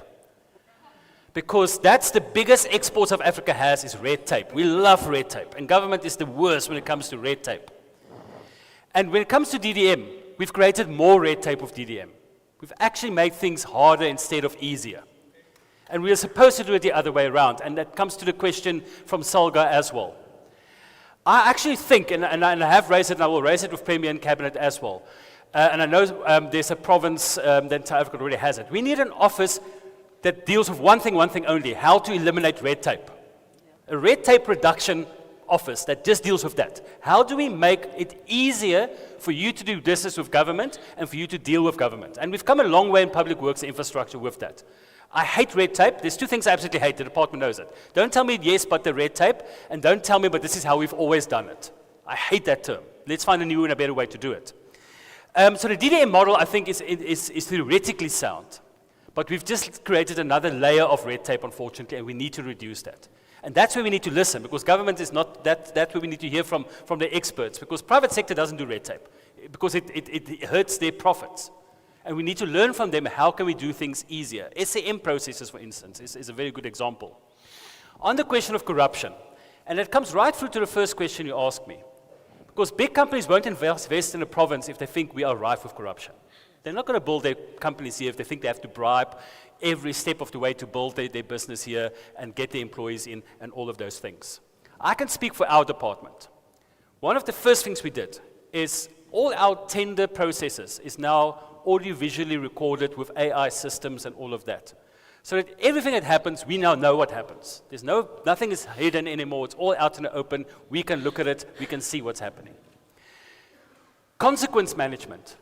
If there's a corrupt official, they must trade their tie for an orange overall. My colleague, the Minister of Home Affairs, builds lovely prisons. They can go live there. That's where the only place for a corrupt official is an orange overall in prison. There's no other place for them. From the 8 senior officials that was there when I came into the department, only 2 are left because we implemented consequence management. And I don't like that. And my staff here knows, I don't like firing people. I don't like disciplinaries. It's not in my nature. I'm a social worker. But if that's what's needed, it's what's needed. We have to do consequence management. Because she said it. Whose money is it? It's not my money. It's not my buildings. It belongs to the people of KwaZulu-Natal. And if we're stealing that money, there's something called a release fund. So if the contractor wants the money, they must pay an official to give you your money. No, come tell me about those people. We'll deal with that.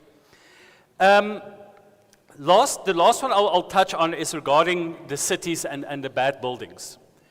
And I think that's a very, very important one. Again, it comes to making sure that people want to invest. If I'm an international investor and I drive through a city in South Africa and I look, I'm going to like you, I'm not going to spend my money here. It doesn't look good. And there's a lot of bad buildings. Some of it belongs to government. We've got a plan. We last year in this very room held, or earlier this year actually, held a Build KZN Better conference, and we went to the private sector and the NGOs and said, this is what we own. How can we better use them? You come with the suggestions for how can we use those buildings. A lot of those buildings in Pietermaritzburg and Msunduzi, we need to sit down and say what better uses are there. There's empty buildings now that we're going to start working with eThekwini here to turn into student housing within the CBD. Because that building is well suited for it. We are looking at, just yesterday we handed over an old empty factory. It's been standing empty for 10 years in the Umsanyati district. And we're going to say, come with us and say, how can we use that factory for the good of the people? So the bad buildings, we are turning a corner. But again, it comes down to government must learn how to listen, not just talk and make promises, but say, you tell us. So the gentleman who spoke, he must come tell me what must we do with those buildings from Suduzi because he has the ideas. Government doesn't have the ideas. Thank you so much. Thank you so much, MEC.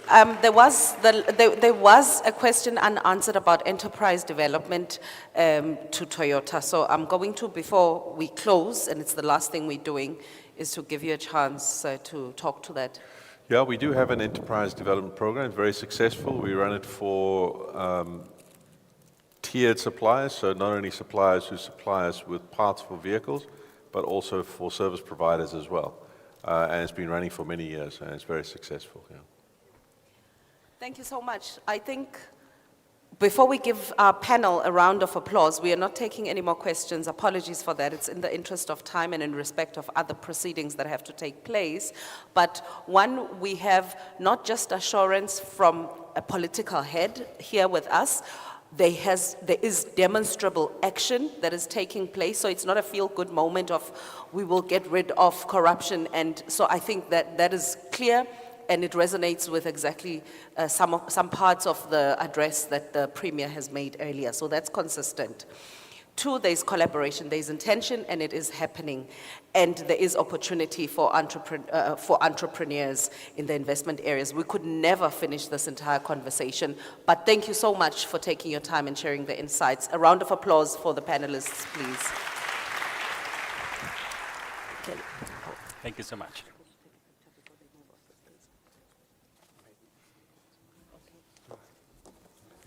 Can you take them the picture while we are closing the session? I can see that there are more hands that keep on propping up. You see, from the back, here, and everywhere. Unfortunately, time is behind us. But what I want to assure you is that our board chair is here. I saw our CEO, Mr. Sihlengamu, and some of the board members are here. I can see them.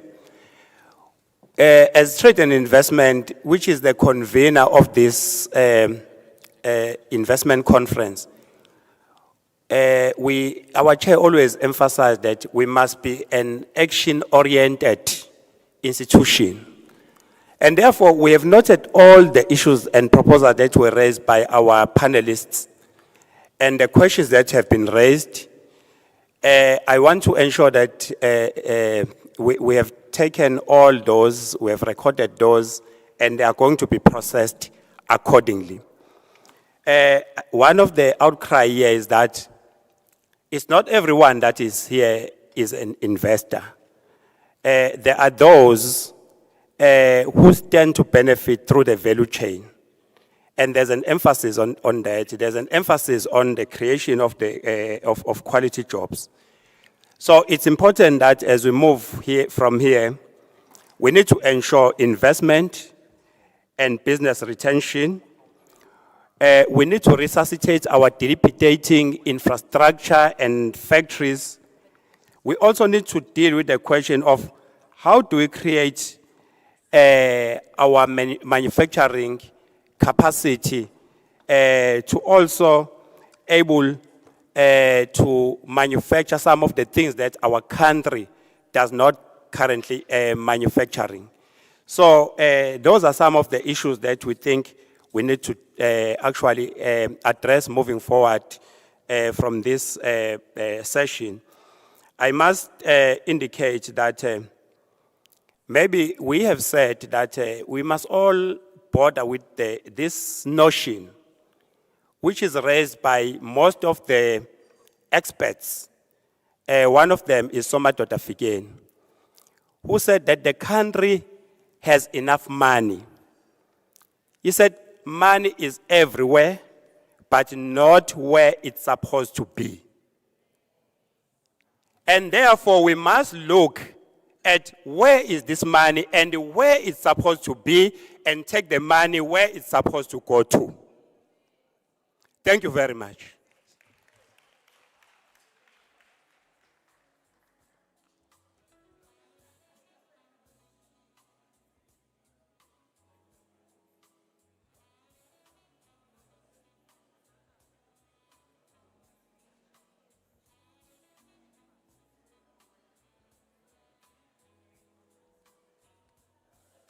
Sisnongcebo Mkhize, please, can you guide us on the way forward from here? Lunch. From lunch? Yeah, let's give a program director to guide us that now we're going on lunch, and from lunch, she must tell us what's going to happen briefly.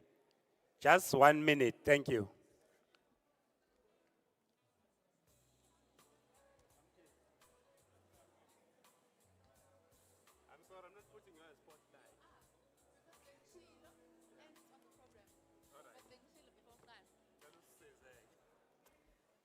Ladies and gentlemen, the program for the rest of the afternoon is on the hard copy program and on the digital program. As per the previous announcement, we are now breaking for lunch until 2:30. And at 2:30, those who have been invited into the deal room will make their way into the deal room. And for the rest of us, between 2:30 and 4, we will be in the exhibition hall at the world stage for further presentations. Thank you.